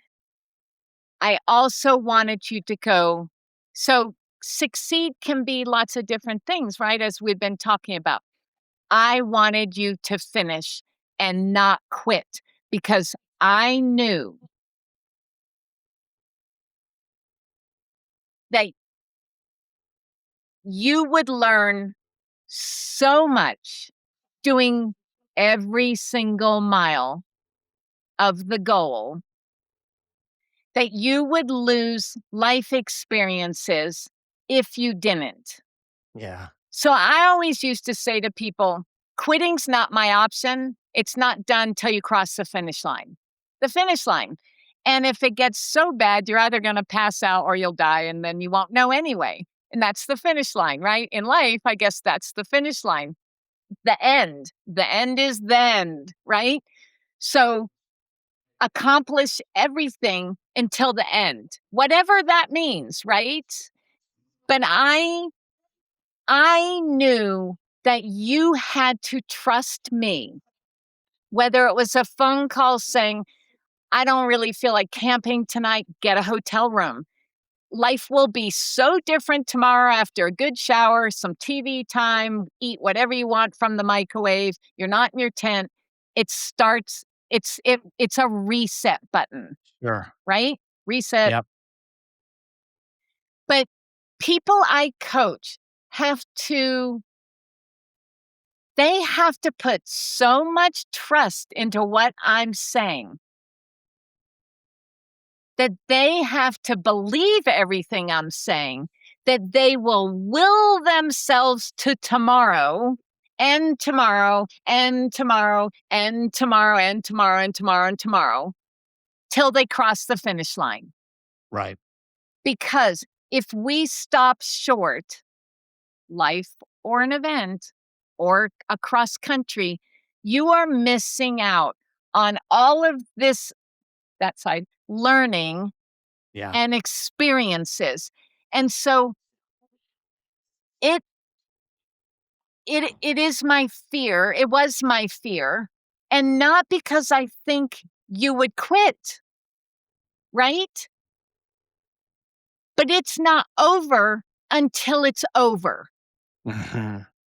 And it really truly isn't over till it's over. And Yeah. over is the end. Yeah. And so if you stop in Texas, you don't go through that 200-mile day of one pedal stroke in front of the other of like, I am so done, but I need to experience. You don't know what it's like to accomplish, I always call it Monday. Steve and I, and Steve maybe is the one that taught me this, is in a 24-hour race, a lot of times, if you're past the finish, start finish line and you're on another lap, you get counted for that lap. Even if the gun goes off, the finish gun goes off, you get counted for that lap. So many racers stop 10 minutes before the gun goes off because they don't want to go do another hour and a half lap when everybody else is drinking a beer already and Right. finished. And if you're winning, why not stop Yeah. 10 minutes before the gun's going to go off? Steve always said, out on another lap. And I'm like, but everybody will be done when the gun goes off and I'll still be out there for an hour and a half. And he's like, who cares? You get one more lap on the docket sheet. That means maybe nobody next year or in the future beats your laps. Mm. And, he goes, "You never," and this is what I teach my clients, "You don't wanna wake up on Monday wondering, Yeah, could you have put more on the line? yeah, Why wake up on Monday and say, 'I coulda done one more lap. I just didn't want to because I didn't wanna be out there by myself.' yeah. Why not wake up on Monday and go, 'I left everything on the course.'" The regret of not Yes! doing Who that wants is that feeling? the pain and the disappointment in yourself of that regret goes way beyond I'd just rather not even attempt to do it Yeah, than okay, to being uncomfortable for an hour and a half and have to go, "God, coulda done one more lap." I still have course records because I did that, and I'm yeah, like, "Ha ha," only because I gave up an extra hour and a half or whatever how long it took to do a lap sure. because I didn't want that feeling on Monday of regret. And you know what that taught me? When Lynn was dying, I decided to give her everything Yeah, because I have had so much loss in my life. And then I know how to not leave it on the race course and have no regret on Monday morning. I said when she got diagnosed, we're going to do this for her, this for her, this for her. I'm going to go see her as every other month if possible because selfishly, when she's gone, I do not wanna look back and have a regret. yeah, totally. And Y Michelle, on that statement, the thing that you've taught me, and it is way beyond cycling, way beyond. It started out cycling, but not only you coaching me on my first trip from San Francisco to the coast of North Carolina, but you also coached me cyclocross, uh, Tour Divide, going out right? The ride from Banff to Antelope Wells, from north to south, but even as all of that had it came to an end at some point, but it was just the flipping over of a chapter. yeah, Because I took all of that, what you taught me, every bit of it, and put it into business. And I can't tell you how many times I've wanted to quit in business, where I'm like, "This fucking sucks." I I don't get it. My employees don't appreciate me, or I have just, pulled $100,000 out of my personal account to pay payroll, and they don't get it. All of those things, but you mentioned earlier on, about having that mission, having that vision, that's the why. yeah, That's what keeps you going. yeah. And although things may pivot, things may twist, my goal of $100 million company may twist and pivot over the journey of the $100 million, but it's the journey. It's all the things that is learned along the way. That's what our trips were. All the things you learned along the way.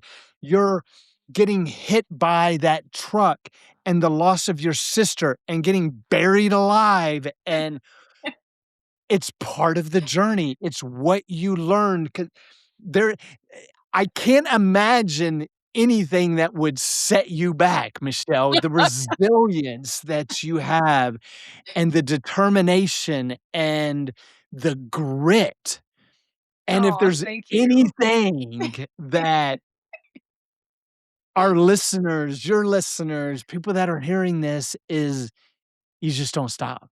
You just keep pedaling, whatever that means to you, whether that is the loss of family members. I've got employees that have had losses in their family, Oh, and every year that goes by, my heart breaks for them. I hear their heart, I hear their hurt and their pain, but you just keep pedaling. You do what you gotta do to get through that time, and you get up.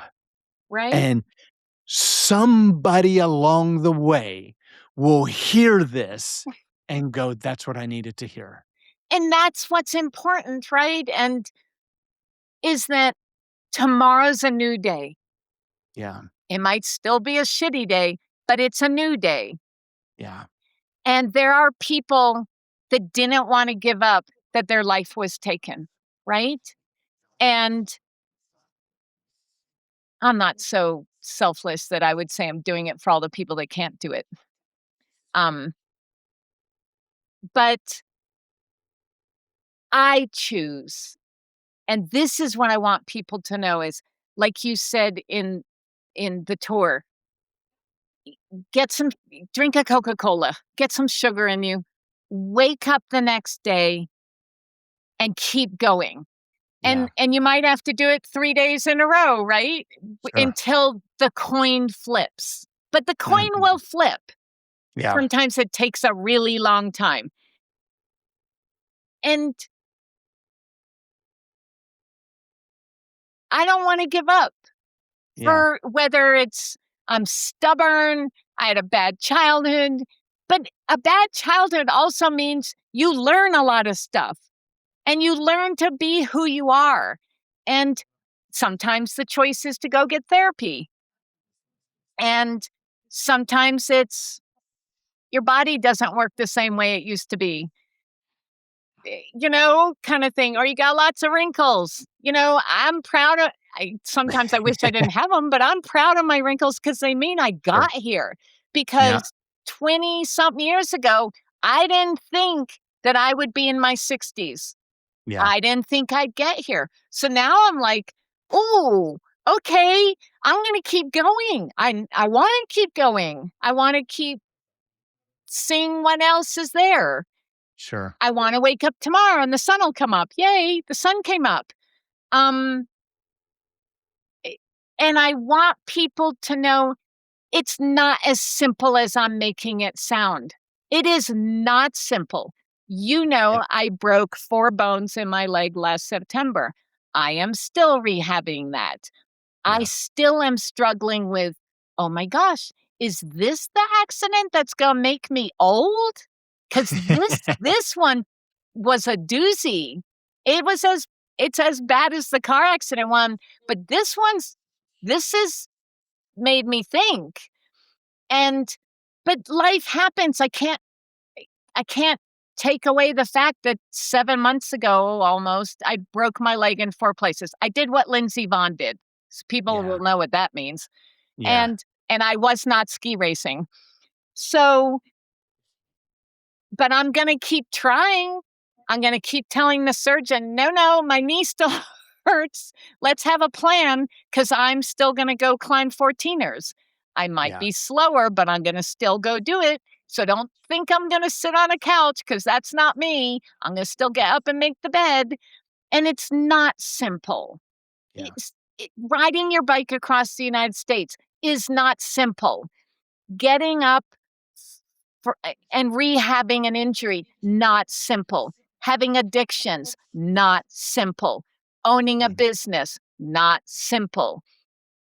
But if you make the choice to keep moving forward, whether it's an inch, an hour, wait till tomorrow, eventually things will flip.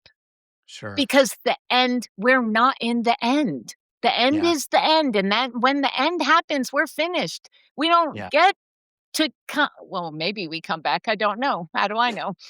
Um, we don't I don't want I'm trying really hard to live my life so I have few regrets. Sometimes yeah, I'm nasty to people or I'm not nice, and I wish I was nicer, more nicer, or I didn't say some of the things I've said. So maybe I need to repair those kind of things. But I'm pretty straightforward in your face kind of person.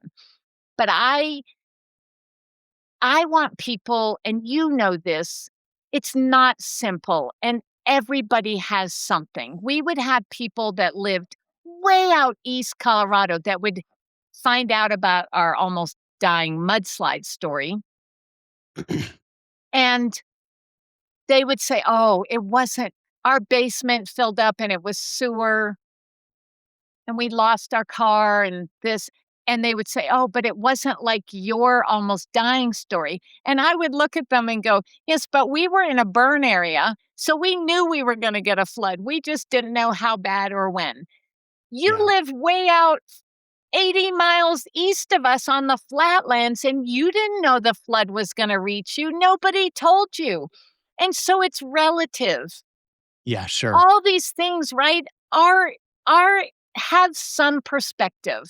totally, Now, if I could change some things but still be who I am, I would change those things. But I also know all these things do define how we move forward in life, right? totally, and you're right, it's all relative, and regardless of whether we compare of yours is more catastrophic than mine, it's still the same emotions. It's hard. It's tough. You gotta work through it. You gotta figure it out. You gotta get up the next day and go, "What do I do? I'm Yep, just going to get up and keep pedaling. I'm yep, just gonna figure it out," yep, And so that common message beyond the difficulty or yeah, beyond the comparison is you just gotta get up. You just keep going, and I love what you said earlier, whether it's an inch, whether it's a mile, whether it's moving forward. yeah, It's moving forward. and sometimes it is that tiny, right? Yeah, And if you just keep putting a bunch of them together, or you go, "All right, the gas station's 10 miles away. I can ride 10 miles." yeah, And then you get a Snickers bar or a Payday and a Coca-Cola, and you sit there for a while and you're like, "Well, okay, I'll go to the next one." Right? yeah, You sure. just keep going to the next one, Right, right? right. Absolutely. And Well, Mich and I think go ahead, sorry. you learn to pivot, like you started this conversation. You learn to say, "Well, I guess I'm not gonna be first, but if I get there, that'll be good." Or now Totally. for me, I want to navigate the world where I'm not hurry and get there. Because Mm, remember, it was hurry and I might die at 40 because so many of my family members died young. Hurry, hurry, hurry, hurry. It made me a great bike racer, probably a good coach. But now, if I can learn in the last quarter of my life to go, okay, I'm not gonna not make the bed. I'm not gonna not get up and keep moving forward. But if I can not hurry, not yeah, hurry everything, and look around like the second to last day, knowing the last day is gonna be a rush. Um, that's,